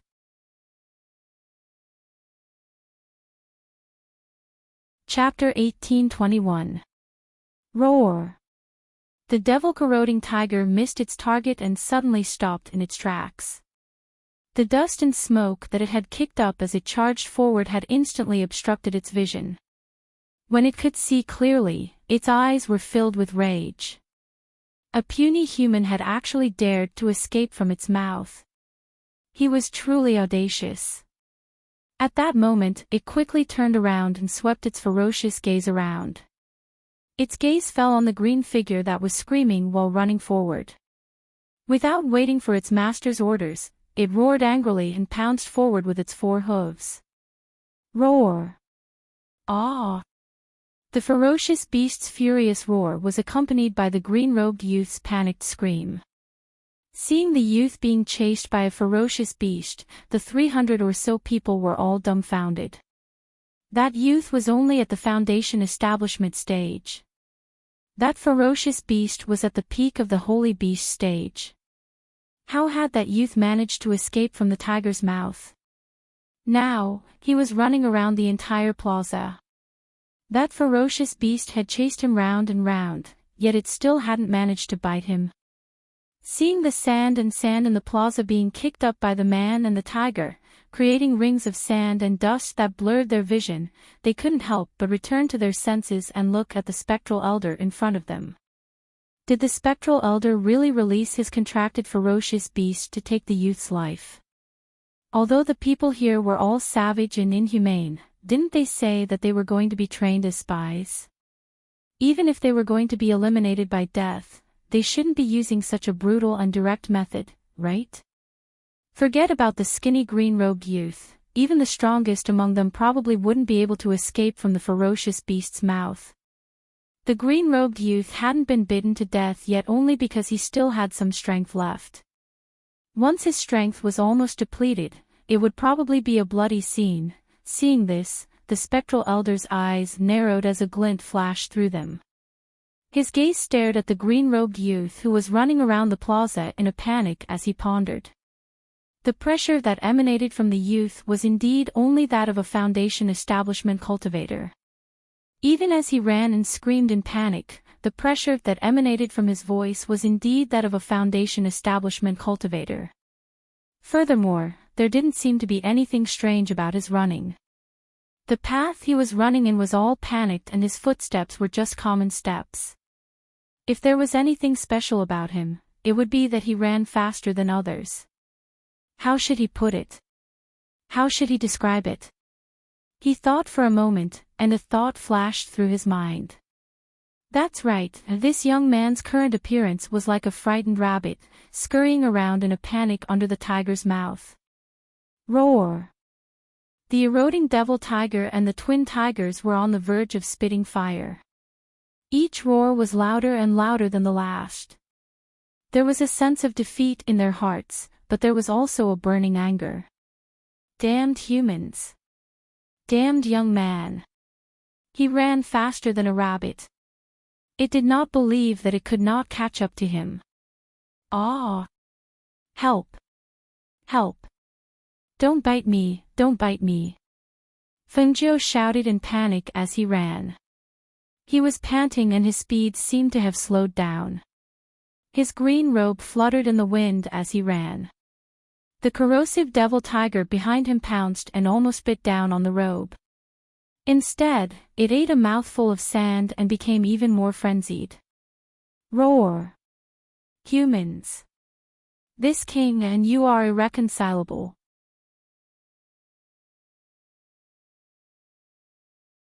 Chapter 1822. However, at that moment, the young man who had fallen to the ground somehow mustered up his courage. He bent his leg and fiercely kicked out. Even though he was a Foundation establishment cultivator, if that kick had landed on the corroding demon tiger's body or leg, it wouldn't have had much of an effect. However, that kick had landed on the weakest part of the body that both men and beasts couldn't handle. Naturally, the effect was different. Awoo! A shrill cry of agony came from the mouth of the corroding demon tiger that had pounced forward. Because that kick had landed on an important part of its body, it couldn't muster any strength in its body. It was in so much pain that it shrank to 1/10 of its size. Immediately after, there was the sound of it falling heavily to the ground. Bang! That corroding demon tiger half curled up and pounced forward. However, its posture was a little different. Because it had retracted its front claws and clamped its hind legs tightly together as it pounced to the ground. Furthermore, after it pounced to the ground, it only let out a pained howl. Its hind legs were still trembling slightly, as if it was enduring some kind of intense pain in its spine. Seeing this scene, the corners of everyone's mouths twitched slightly. They subconsciously clamped their legs together, faintly feeling the throbbing pain. A Foundation establishment cultivator had viciously kicked the weakest part of its body. This wasn't something that anyone could withstand. Otherwise, a dignified beast at the peak of the holy beast level wouldn't have curled up on the ground and let out a pained howl. Elder Ghost's eyes flashed slightly. He glanced at the young man who had dodged and fallen to the ground. He was a little surprised. He didn't think that this young man would be able to survive under the claws of his beast. It seemed that Elder Fong had sent this person here for a reason.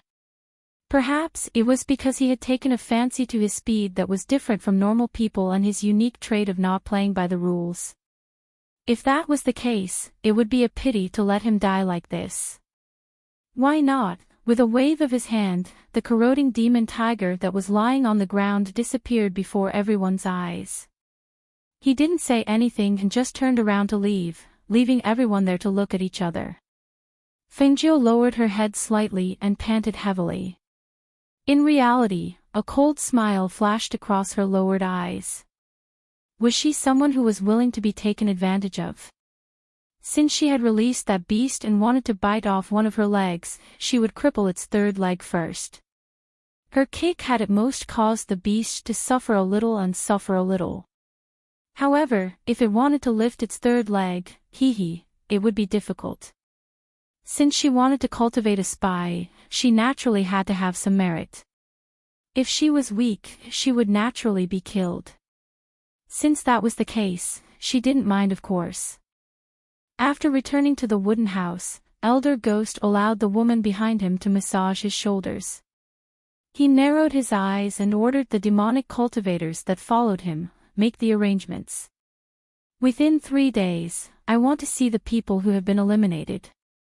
Yes. A few demonic cultivators responded, then turned around and walked out. Returning to the square, they gathered everyone and pointed at the forest outside the square. Do you see that forest in front? Go to the other end of the forest in 3 days. Those who don't arrive before sunset and those who stay in the forest will all die. Bloodthirsty paused, raking through the others. Moreover, they will be dismembered.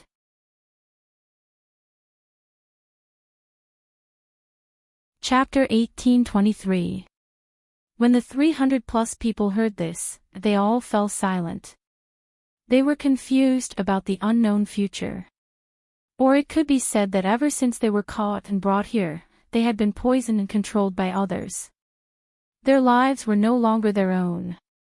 Right now, if they didn't want to die, the only thing they could do was to try their best to survive, even if they had to live as spies with a shameful identity. How big is this forest? How long will it take to cross it normally? Are there any weapons or medicine for us to defend ourselves? Is there a map? When we reach the other side of the forest, will there be anyone to pick us up? In the crowd, a man in his 30s asked in a calm voice. A few questions pointed out the most crucial point. While attracting the attention of the demonic cultivators, Fengjiu also glanced at that person. The man in his 30s had a bloodthirsty aura. It could be seen that he was a very iron-blooded person. Even if he was standing, his back was straight. His entire body had an aura like that of a cheetah. Fengjiu was a little surprised that such a person would be captured. It seemed that the strength of the people sent to capture them was not ordinary. One of the demonic cultivators glanced at the crowd and said, "This forest is neither big nor small. Some people can't walk out of it even after a month.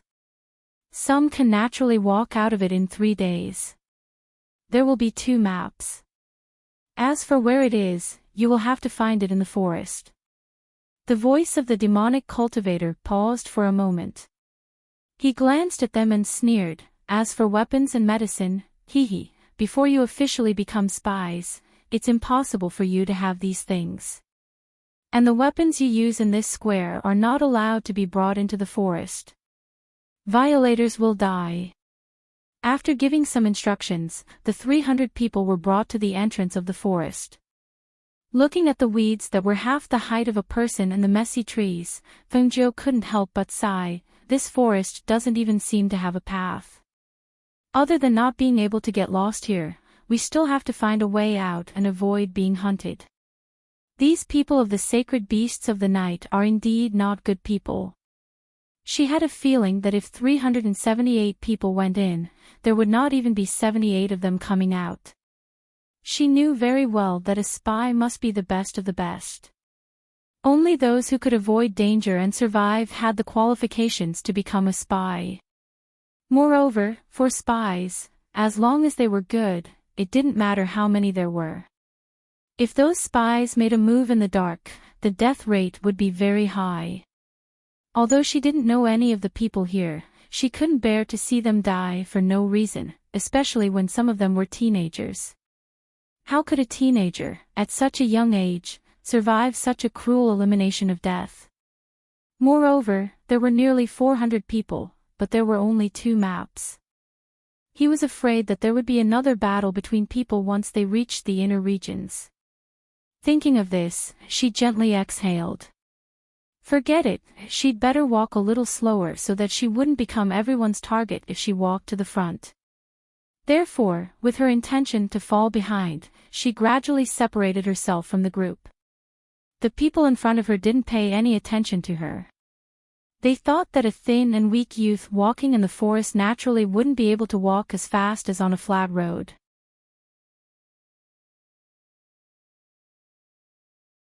Chapter 1824. Many of them became vigilant because they knew that things were not that simple.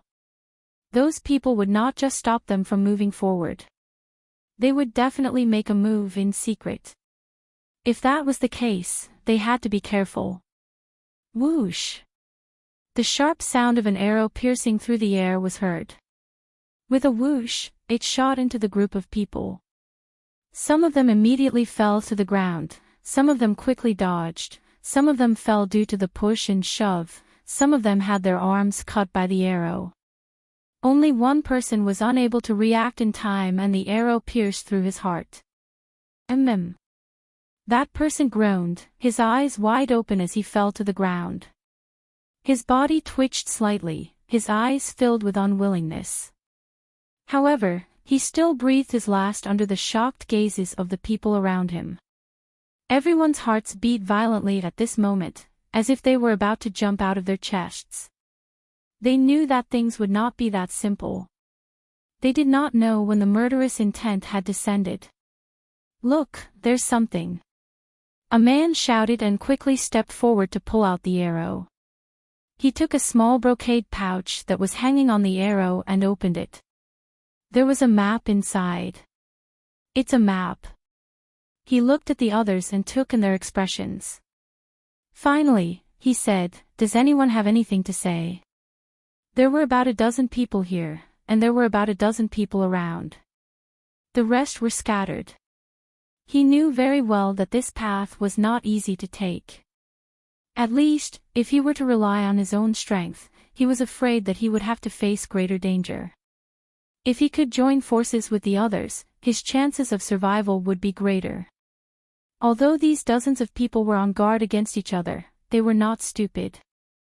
It was precisely because they knew that it would be more dangerous to move alone that they had intentionally or unintentionally walked together. Now that they heard this, they looked at each other. After we get the map, let's all go together. If we encounter danger, we can help each other. One of them said. I agree. Another person said. All right. Then it's settled. However, who will hold the map? Hearing this, everyone fell silent again. They looked around and finally fixed their eyes on the person holding the map. He will hold it. If we go together, it doesn't matter who holds it. However, just as this person finished speaking, 5 demonic cultivators suddenly rushed out and attacked the dozens of people with their swords. The other party's attacks were swift and fierce, making it clear that they wanted to kill them. Moreover, there was no limit to their targets. It was obvious that wherever the tip of their swords pointed, they would kill whoever it was pointed at. What they wanted to do was to disperse these people and eliminate some of them. Only those who could survive would be able to become spies. Therefore, among these 378 people, in their opinion, there would only be less than a dozen people who could survive. Don't go. Let's join forces to deal with them. One of the men shouted. However, in the face of the sudden killing intent, those people scattered and fled in all directions. Only a few people circulated the spiritual energy in their bodies and waved their fists at those demonic cultivators. Compared to running away and surviving, they wanted to use their fists to survive. The demonic cultivator.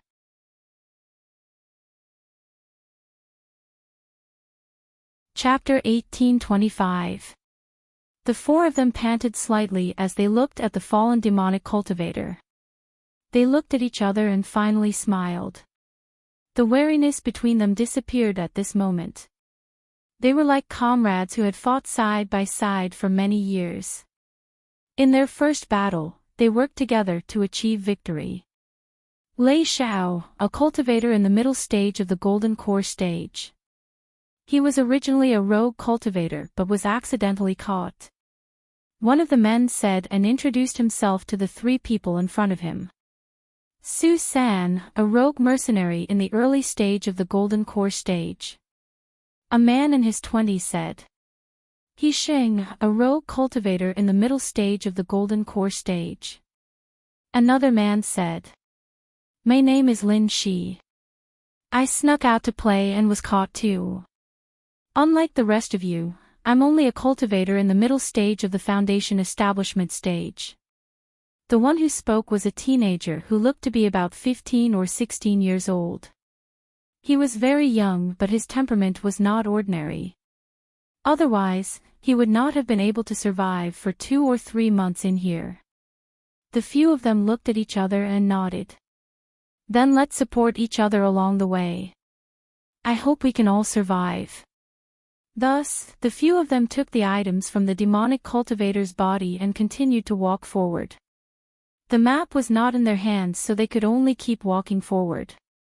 Fortunately, the few of them worked together to kill a cultivator in the early stage of the nascent soul stage. Compared to the others, they had more trust in each other. Not long after the few of them left, Fengzhou picked up a tree branch from somewhere and walked forward step by step. He used the branch to push aside the weeds and leaves in front of him while paying attention to his surroundings.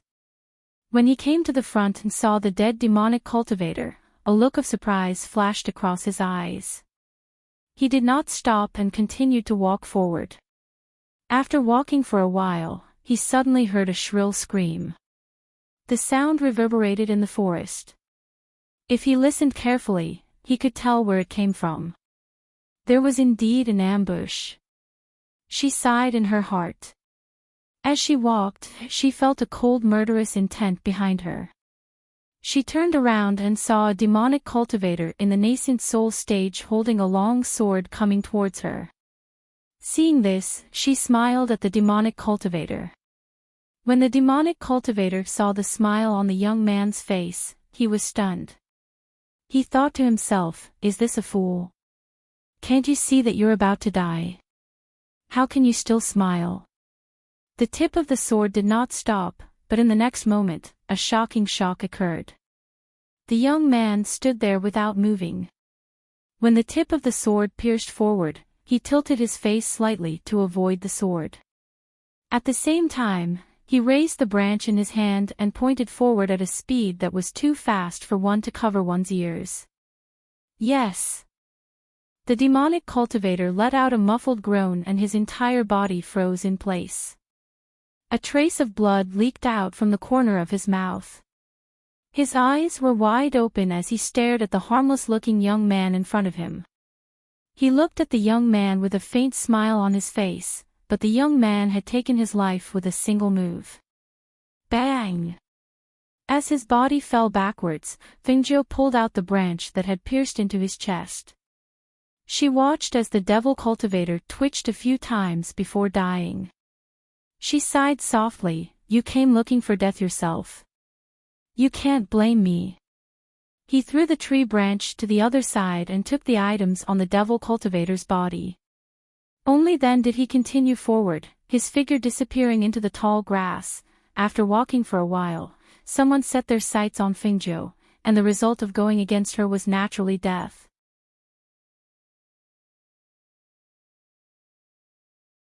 Chapter 1826. Over a dozen nascent soul cultivators have died in less than half a day. The spectral elder narrowed his eyes as a sliver of thought flashed through his eyes. Have the corpses been brought back? They've been brought back. They've all been placed outside according to the time they were discovered, a demon cultivator said with a serious expression. Over a dozen nascent soul cultivators had died in less than half a day. That was basically half of the people they sent out. Moreover, among the 300 or so people, the strongest was only at the peak of the Golden Core realm. However, just like that, they had silently taken care of over a dozen nascent soul cultivators without alerting anyone. How could they not be shocked? Could it be that there was a powerful person hiding among the 300 or so people? However, if there really was someone like that, they shouldn't have been captured by them. What was the reason? The spectral elder walked out from inside and looked at the dozen or so corpses in front of the room. He swept his sharp and vicious gaze over them and began to examine the first corpse. A fatal blow to the chest. There's a small hole. It's not from a blade or a hidden weapon. Looking at the hole, it should be from a tree branch. Moreover, it's a blunt tree branch that hasn't been sharpened. The spectral elder examined the corpse as he said, nascent soul cultivators already have powerful defenses. To be able to use a blunt tree branch to pierce through his chest and kill him in one strike, this person isn't simple. Could there be a powerful person hiding among the 378 people? A demon cultivator on the side could not help but ask. Hearing that, the spectral elder glanced at him and sneered, "Do you think I'm blind? If those 300 or so people really had such skills, how could I not have seen it?" Hearing that, the demon cultivator could not help but lower his eyes. He did not dare to say anything else, as he was afraid that the spectral elder would vent his anger on him. The spectral elder looked at the second person and saw that his throat had been slit in one strike. Moreover, there were no signs of battle on his body. He could not help but narrow his eyes and look at the next person. He saw that all of them had been killed in one strike, and it was not a sneak attack either. As a result, he could conclude that this person's strength was definitely at the fairy realm. Only someone at the fairy realm had the ability to kill a nascent soul cultivator in one strike. Moreover, he didn't think that there was such a person hiding among the 378 people. On the contrary, someone must have snuck into their territory. Send a few fairy realm cultivators into the forest to take a look. Someone must have snuck in. I want to see who it is that dares to sneak into the territory of the Temple of Darkness. Understood. A demonic cultivator replied and quickly left. Elder Ghost paced back and forth with his hands behind his back. After a while, he instructed, "Send another group of people in. Tell them to form teams of 2.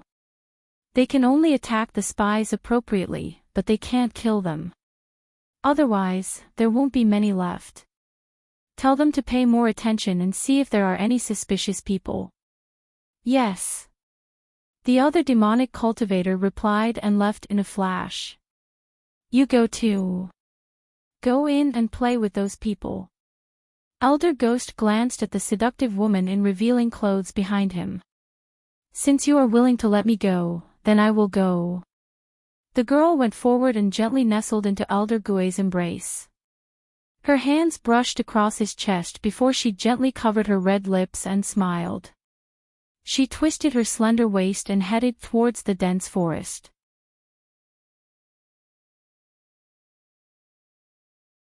Chapter 1827. In the forest, Fingzhou was being chased by a nascent soul cultivator. She took to her heels and scurried around, shouting, "Oh! Help! Help!" Damn it. Is this kid a rabbit? He can run so fast. The nascent soul cultivator cursed under his breath.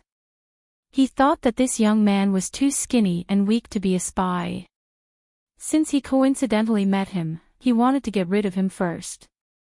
Who would have thought that because of the weeds and trees here, he wouldn't be able to catch up to the youth after escaping? Seeing that the youth was only about 10 meters away from him, he couldn't help but feel a little angry in his heart. He also went head-to-head with the youth, determined to take his little life no matter what. Ah! Help, help! As Fingio ran, she pushed aside the weeds in front of her and scurried around.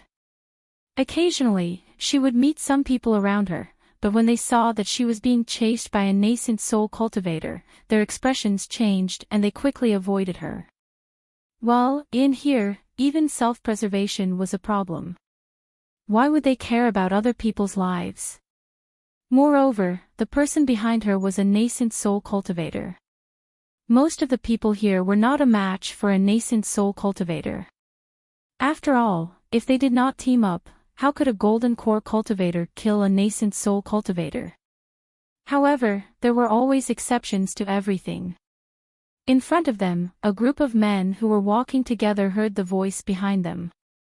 They turned around at the same time, and when they saw that the person who had cried out for help was the youth who had been chased by the corroding demon tiger, their expressions changed slightly. It's him, that young man. Yeah, I didn't expect that young man to still be alive after half a day. He runs so fast, it's not strange that he's still alive. Look, the devil cultivator chasing him is a nascent soul cultivator. Should we save him? When this question was asked, the men looked at each other and laughed. Two of them immediately retreated to the left and right. They also pulled open a rope, but it was hidden in the weeds and could not be seen. The other two quietly jumped onto a tree with lush leaves, waiting for an opportunity. Fengjiu saw it and glanced at them discreetly. He saw that the rope was left on the ground and was not pulled up. She was slightly surprised and ran over there. After running over the rope, she kicked a small stone. Her whole body fell forward as if she had lost her balance and fell to the ground. Stinking brat. Let's see where you can run to this time. When the nascent soul cultivator saw this, he let out a hearty laugh and charged forward with his sword in hand. Just as he was about to slash at her, the rope hidden in the weeds on the ground was suddenly pulled up. The people on the left and right crossed over, trapping the nascent soul cultivator. At the same time, the two people on the tree jumped down and attacked the nascent soul cultivator with their sharp blades. The devil cultivator was startled. Just as he was about to use the sword in his hand to cut the rope, he discovered that it was the Vajra rope that they were equipped with. Seeing the fierce killing intent coming at him, he immediately raised the sword in his hand to block it. Clang! When the sword and blade collided, there was a clear sound of collision. However, when the sword and blade collided, the two people who had jumped down from the tree were sent flying by the nascent soul cultivator's airflow. They fell heavily into the weeds behind them. Pooh!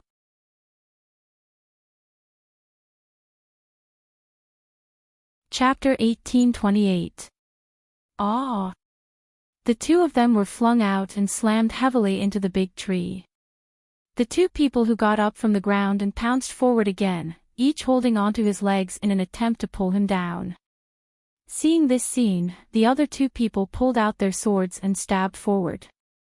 At this moment, two men around them also joined the battle. In an instant, there were 6 people instead of 4. With the 6 of them working together, the demonic cultivator was unable to kill them. Fengjiu, who had fallen to the ground, looked at the 6 people besieging the demonic cultivator, and her eyes flashed. In the next moment, she picked up the Vajra rope and pounced forward to wrap it around the demonic cultivator's neck, tightening it around his neck. A muffled groan was heard. The demonic cultivator's face turned red. He had been stabbed and his limbs were pinned down by a person. His neck was also strangled by the Vajra rope, making it difficult for him to breathe. Go to hell. The man with the blade raised his blade and ruthlessly stabbed down again. This time, the blade hit the demonic cultivator's chest. The demonic cultivator groaned and blood flowed out of his mouth. His body twitched and his eyes were wide open. In the end, he swallowed his last breath. Only when the demonic cultivator stopped breathing did the few of them release their grip and fall to the ground, panting. Sure enough, one person's strength was small, but many people's strength was great. With everyone's strength, even if they weren't weak, they could still kill a nascent soul cultivator. Take the things from him and leave quickly, Lei Xiao said in a low voice. As he stood up, he glanced around. The people around them stared at them but didn't move. Even if they saw that they had obtained a lot of things after killing the nascent soul cultivator, they didn't go forward to snatch it. Most of the others were alone, and only the few of them were in a group. The two men who had just joined saw the green-robed youth sitting there foolishly after strangling the demonic cultivator. They immediately pulled him up. Let's go. If we don't go, the nascent soul demonic cultivator behind us will be here. Thus, Fengjiu was dragged away by them. Perhaps it was because they saw the few of them working together to kill a nascent soul stage devil cultivator. Some of the other people also learned to form teams. The small teams ranged from a few people to a dozen to 20 people. It was also because they formed teams that the death rate of the following battles was reduced. Fengjiu, who was being led to the front, came back to her senses after a long while. She then looked at the people around her. While she was looking at them, they were also looking at her after introducing themselves. Aren't you a fast runner? Why can't I run in this forest? One of them asked with a rare smile. Evidently, he had also recalled the scene where Fengjiu was being chased by the corroding devil tiger. It's not that the ground in this forest is uneven, and there are a lot of weeds. Of course we can't travel at the same speed as on flat ground, Fengjiu said. He looked at them and asked, are you guys traveling in a group? Then I'll go with you, okay? When they heard this, they glanced at him. Lei Xiao said, among all of us, it looks like you're the weakest. You can come with us, but I'll say this first. Don't be a burden. Fengjiu smiled happily. Her face was simple and honest. No, I won't be a burden. Could she be a burden? What a joke.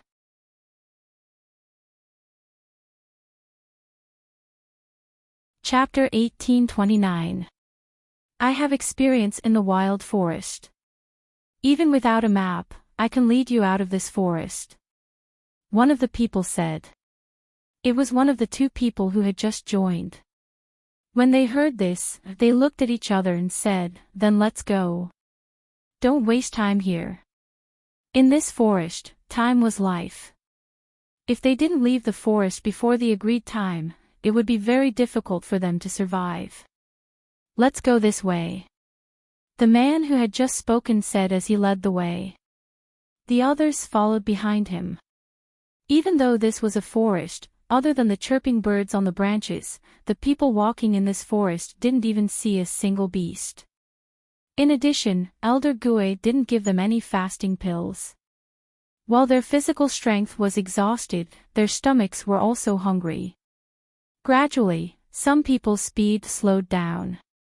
I caught a snake. It's barely edible. Su San said as he held a snake that couldn't move in his hand and walked towards the people resting under a tree.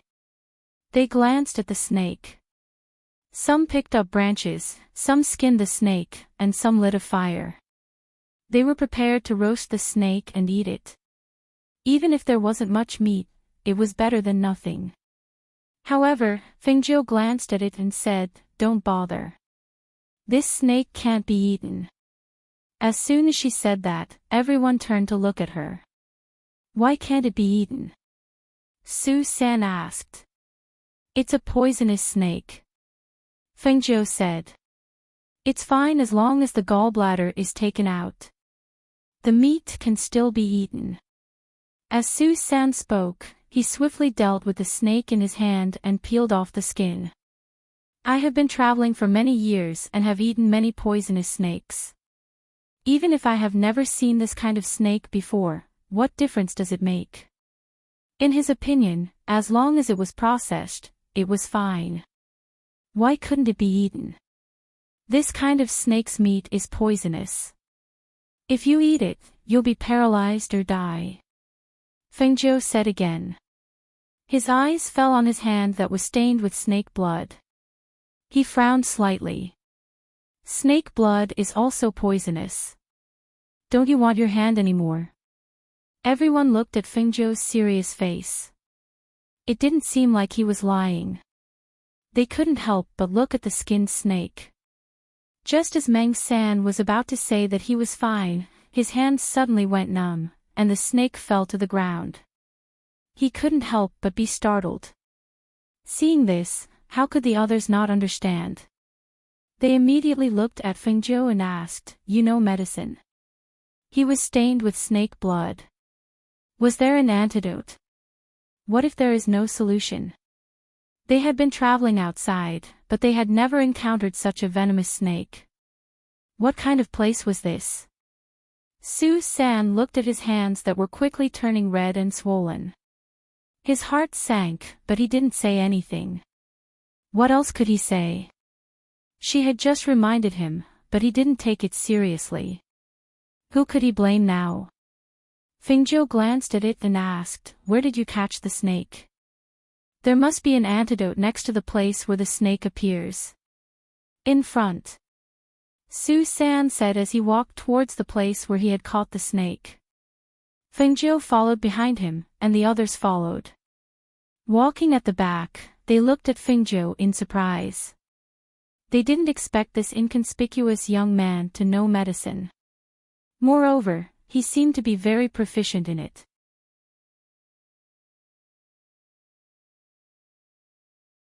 Chapter 1830. Hiss. The sound of a venomous snake hissing could be heard. A brightly colored venomous snake darted out from the bushes and stared at them with its bloodthirsty tongue. When they saw the venomous snake, they were slightly surprised. They looked at Fengzhou with a glint in their eyes. How did she notice the venomous snake darting out from the bushes when she pulled Pai-san back so suddenly?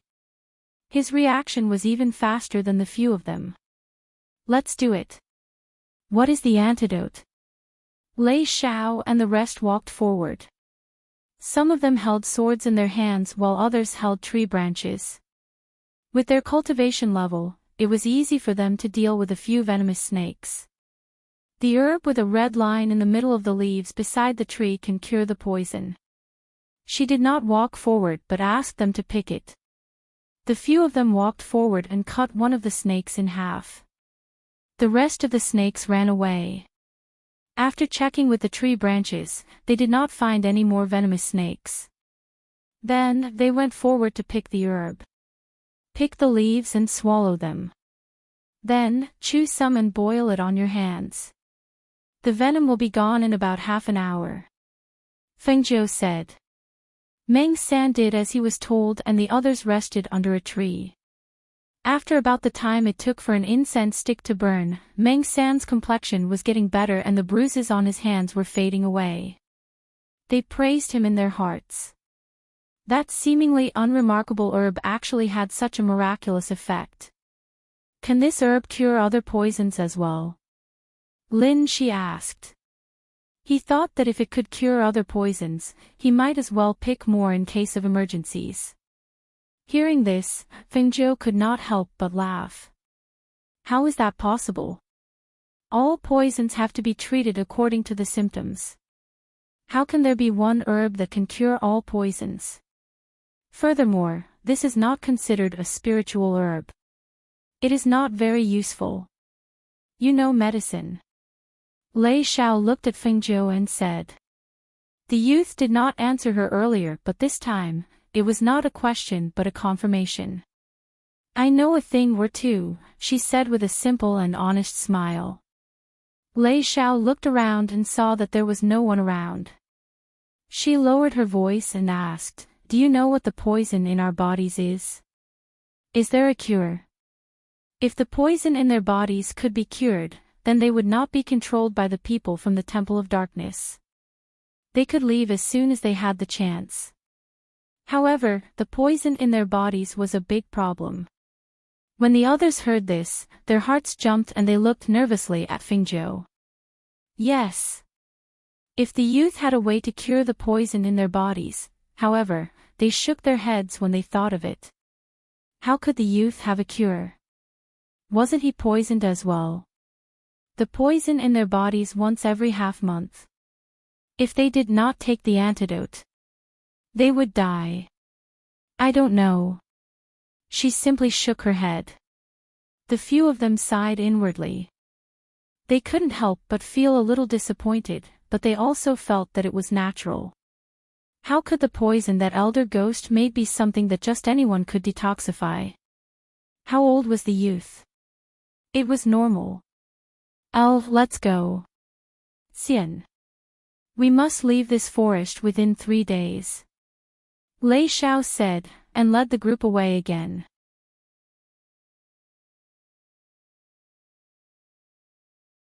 Chapter 1831. Was it because of those people that she had killed? She thought to herself, she had killed all those people in one move, and they were all nascent soul-stage demonic cultivators. No matter how much they suspected, they would not suspect her. Night fell, and in the dark night, there were occasional screams. No one used the whole night to rest, but after a short rest, they continued to walk. Walking in the dark night, it was easy to get lost if you were not careful. However, the deeper they went, the more dangerous and difficult it was. Fengzhou's team of 7 people gradually joined in as they walked. From 7 people, there were more than 10 people, and then there were more than 30 people. Perhaps because there were more people, there was a trace of vigilance between them. After all, no one knew each other, and no one knew each other's character. However, they formed a team to survive, and they supported each other, but they did not dare to guarantee that they would face danger together, and even more so, they did not dare to guarantee that the people around them would not push them out in the face of danger. Fengzhou could be said to be the most inconspicuous among the group. When everyone was resting, she sat in the corner and ate grass that she had picked from somewhere. Yes, in the eyes of those who did not know, she was so hungry that she could not stand it anymore, and was sitting at the side eating grass. But they did not know that the grass she was eating was a kind of wild herb, which could stimulate saliva and barely fill the stomach. Hey, for you. Pai San took out a green fruit the size of an egg and threw it to Fingzhou. Who knew? It was suddenly intercepted by a hand. That brat ate it for free, it's better to give it to me than to him. A man said, and after receiving the fruit, he was ready to eat it. However, Pai San glared at him, stepped forward, and grabbed the man's hand. Who gave it to you? Give it to me. When he was about to take back the fruit, the man suddenly attacked him. Pai San quickly counterattacked, and the two of them fought back and forth. If this was in the past, no one would care about a single fruit. However, during the few months they were imprisoned in the plaza, other than sparring and training, they could not eat their fill. Not to mention, after they were imprisoned here, their physical strength was greatly depleted, they could not drink water, and they could not eat anything. In their eyes, a single fruit was naturally different. When the people around them saw this, they only glanced at them briefly before their gazes fell on Fingzhou. The dozens of people had different expressions in their eyes. They were surprised that the two of them would actually fight over a fruit. They were even more surprised that the man would give the extremely precious fruit to the youth. After all, the youth could be said to be the weakest among the dozens of people present. Even if he walked through this forest with them, he probably wouldn't survive to the end.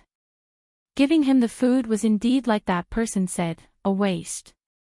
Fengzhou ate the grass. The sourness in his mouth was very refreshing. Her gaze swept across the crowd without leaving a trace, taking in their expressions one by one. Then, her gaze fell on the two people who were fighting.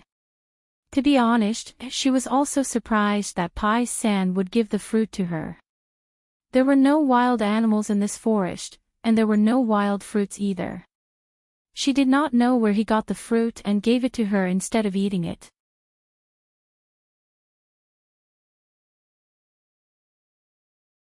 Chapter 1832. Had they gone crazy from hunger? Perhaps, in their eyes, she was also crazy from hunger. Otherwise, how could she eat grass? Thinking of this, she sighed softly in her heart. She threw away the grass in her hand and stared at the two people. In her mind, she was thinking, the sky is about to brighten, and there are only 2 days left. I don't know if they've walked halfway. At this speed, can they really get out of here? A muffled groan was heard. Fingio came back to her senses and saw that the golden core cultivator who had snatched the fruit was kicked away by Su-san. The fruit in his hand was also taken back by Su-san. Get out of our group. Su-san shouted in a deep voice. His gaze was as sharp as a knife. At this moment, his whole body was filled with a bloodthirsty aura.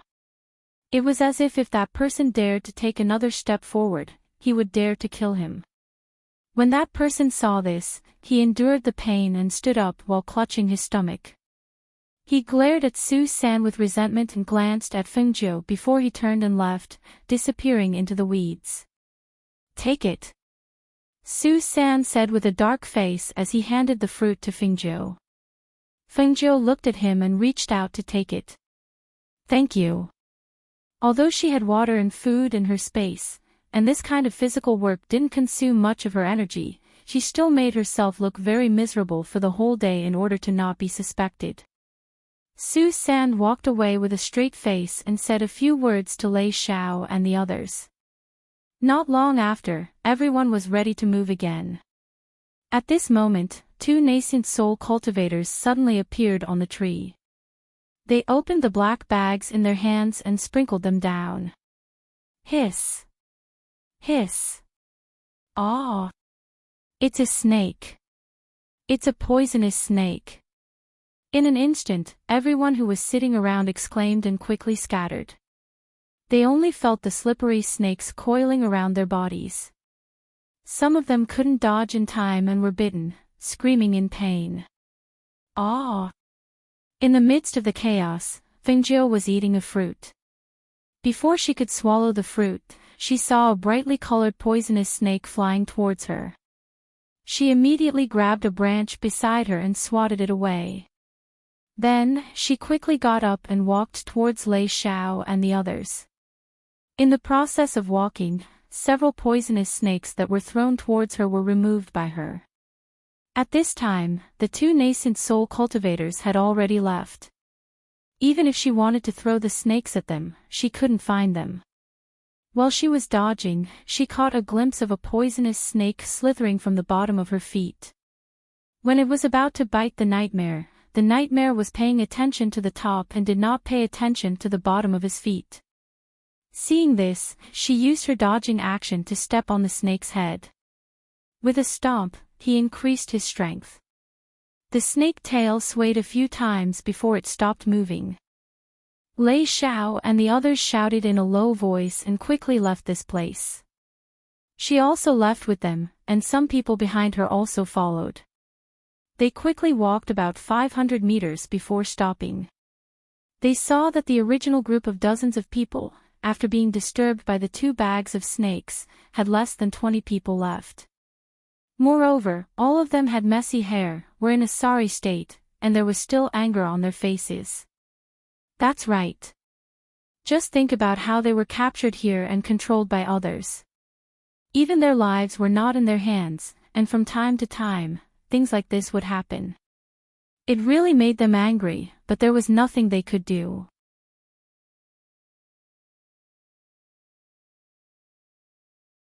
Chapter 1833. So many people were caught off guard and half of them were bitten to death by the poisonous snakes that fell from the sky. This kid, who looked the weakest and weakest, how could he still be standing there perfectly fine? Furthermore, he was still eating a half-eaten fruit in one hand. When he heard his words, he raised his head with a dazed expression on his face. How could such a foolish and unintelligent person survive just now? Everyone's gaze fell on the young man in green. A look of surprise flashed across their faces, but they did not say anything. To be able to survive, he must have some ability. Otherwise, he would have died long ago. Lei Zhao's gaze fell on Fengzhou for a while. A look of contemplation and inquiry flashed across his eyes. Others didn't notice it, but he did. When a poisonous snake on the ground was about to bite Nightmare, it was this young man who stepped on the snake's head. When he moved his foot away, the snake's head was already rotten on the ground. To be able to step on the snake's head with such precision in the chaos and save Nightmare 3's life, how could this kid be simple? Crunch. Fengzhou took a bite of the fruit. After looking at the crowd, his gaze fell on the man who was making a fuss about nothing. With some confusion, he said in a muffled voice, "You're still alive too. How could I be dead?" Hearing this, the man choked and widened his eyes. Did he mean that he was more powerful than him? This kid's cultivation was only at the foundation establishment stage. How could he talk to a golden core stage cultivator like him? He really did not know his limits. Pfft. Stupid kid. The man sneered but did not say anything else. After all, among those who were caught here, there were also honest people. All right, let's go. The sky is bright, let's get out of this forest first. As Lei Xiao spoke, he glanced at Fengzhou and said something to the man beside him. The group of people continued to move forward. In this forest, some people had obtained a map, while others had lost their way. They were running around in all directions. The deeper they walked, the more a cloud of smoke gradually filled the forest, obstructing their vision. Help! Is there anyone? Help! As they walked, they vaguely heard a cry for help, and it seemed that there was more than one person. The few people in front stopped and looked at the hazy mist in front of them. It seems to be a formation. It is indeed a formation. Those people should be trapped inside. The fog is rather dense. Even if there's a formation, we can't see clearly. To be able to trap those people, I'm afraid it's no ordinary formation. As Lei Xiao and the others spoke, they discussed whether or not they should save those people. It was at this moment that the trapped person seemed to have noticed the people outside, and his voice rang out once more. We have a map. If you save us, we can look at the map together. If you have a map, you will be able to get out of here. Otherwise, you won't be able to get out. Hearing that voice, everyone couldn't help but look at each other. They have a map. Save him. It is indeed more convenient to have a map of this place. But what if they are lying to us? Another person hesitated. We also need to pass through here. Let's study how to pass through first. Also, which one of you is good at formations? If there's anyone who's good at array formations, let me know. As Lei Xiao spoke, her gaze swept across the crowd.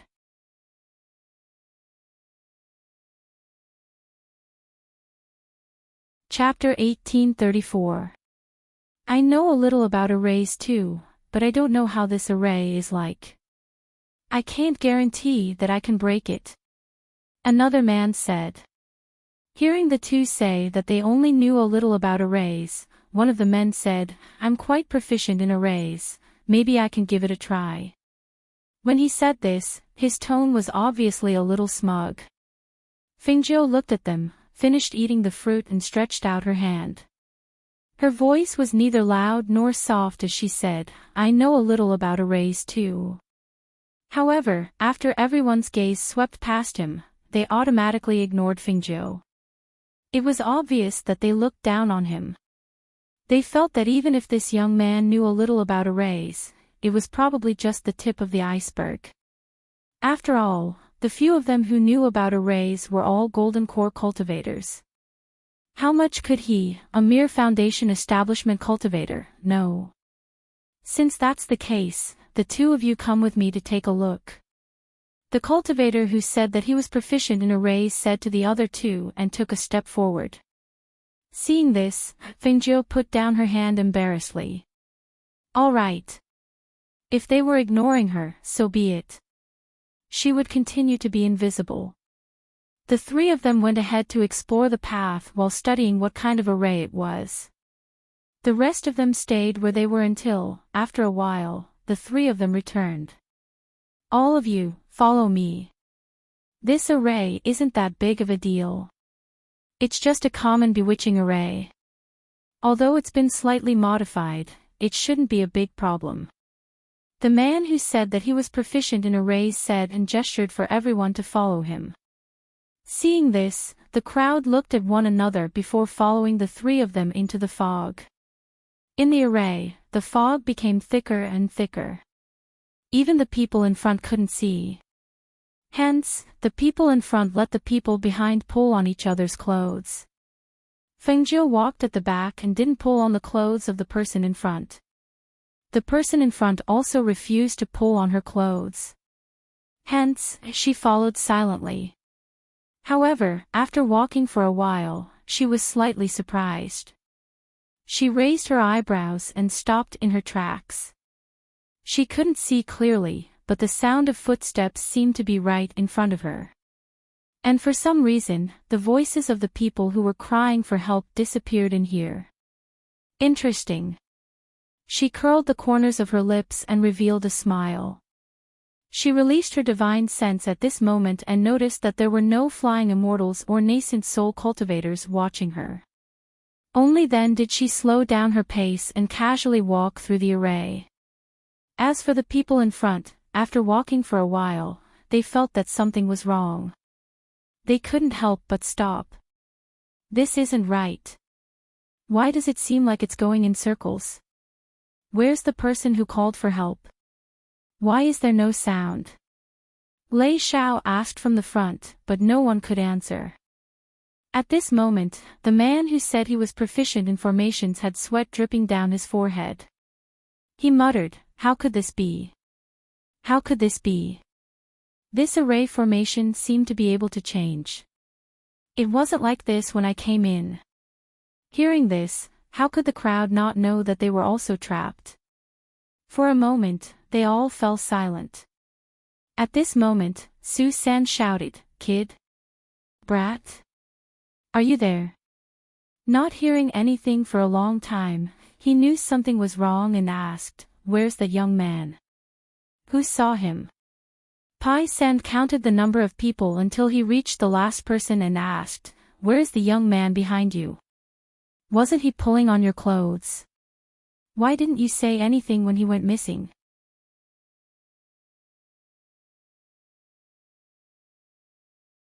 Chapter 1835.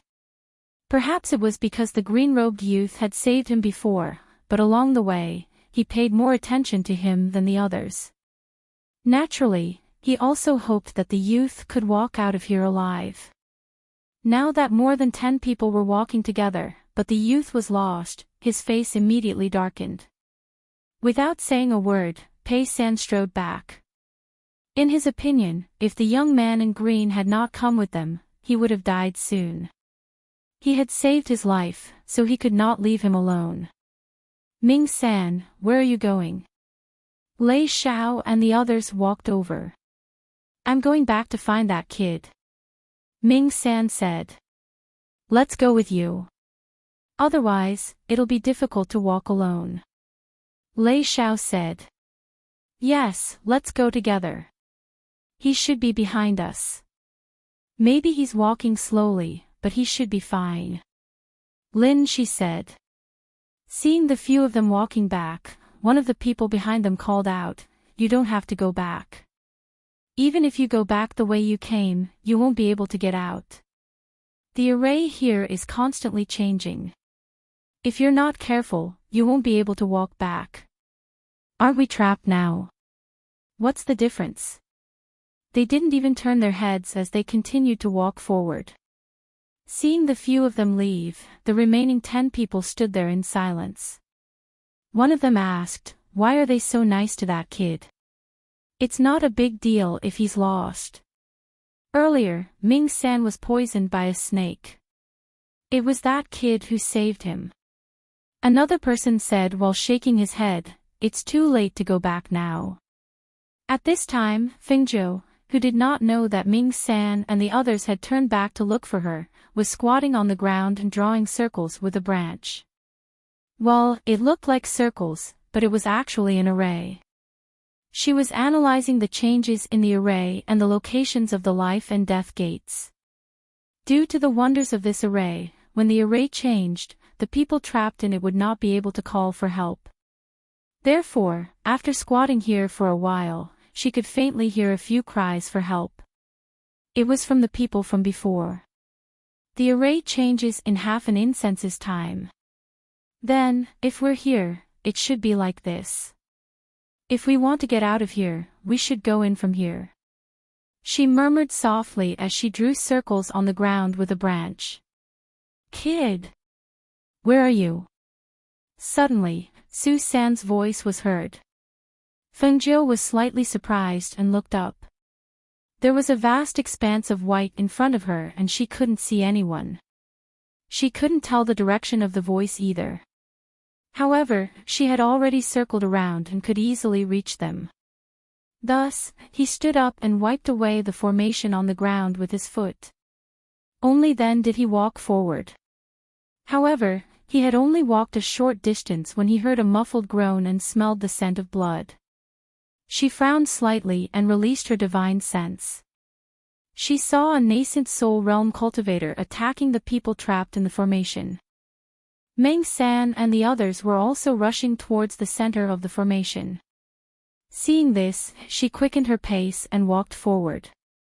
Perhaps if a few golden core stage cultivators joined forces outside, they would have a slim chance of survival. But in here, they would only be killed.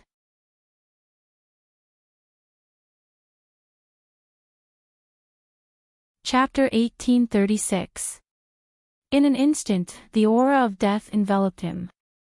The pressure of a nascent soul cultivator was so terrifying that it made him break out in cold sweat. He desperately told himself to get out of the way, but his entire body was frozen. It was as if he had been frozen in 1,000-year-old ice. He was frozen as he stared at the sharp sword piercing towards his forehead. Meng-san. When Lei Xiao saw this, he was still a distance away.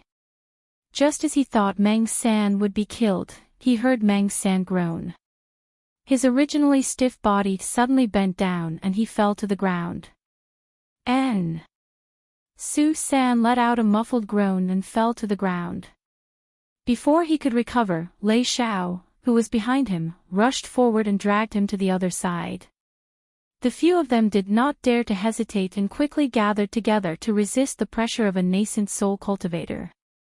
However, for some reason, this nascent soul cultivator was determined to kill them. The pressure he released was extremely strong. Even if they wanted to resist, they couldn't withstand the pressure. Pooh! They spat out a mouthful of blood and felt the blood in their bodies become chaotic. Under the pressure, they fell to the ground and couldn't stand up. In front of a nascent soul cultivator who was a level higher than them, the pressure he released was like Mount Tai. It was difficult to even breathe. The nascent soul cultivators who fought them before didn't release such a strong pressure. Just the pressure alone was enough to let them know that he wanted them dead. Mere golden core cultivators want to live from my hands. There are hundreds of you. Even if you die, it'll be the same for you. Die. The nascent soul cultivator's cold and ruthless voice sounded. His sharp sword contained sword chi as it attacked Meng-san and the others. Just as they were prepared to die, they suddenly saw a figure rush out. It was like a ghost, so fast that they couldn't see it clearly. They only knew that in the fog, the figure rushed out with lightning speed and grabbed the nascent soul cultivator, attacking them. "Who is it?" The nascent soul cultivator's gloomy voice sounded. But after that, there was no more movement. They sat on the ground in shock and couldn't recover for a while. Who was it? Who saved them? With such skills and speed, he was definitely a strong person who was above the fairy realm. If there was really a strong person who had managed to sneak in, would they be saved? "Why are you all sitting on the ground?" Feng Jiu walked out of the fog and looked at the people who were sitting on the ground in a daze with a surprised expression. She looked around and asked, "Why are there only a few of you? Did you guys get separated too?" It took them a while to regain their senses. They stood up and looked around.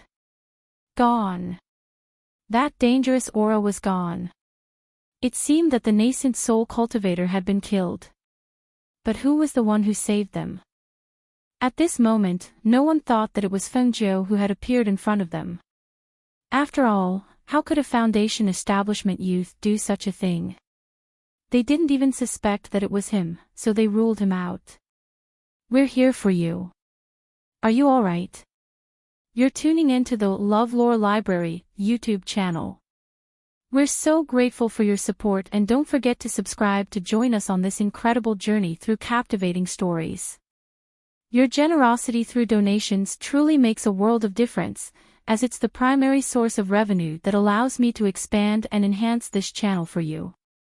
Thank you from the bottom of my heart for being a part of this adventure.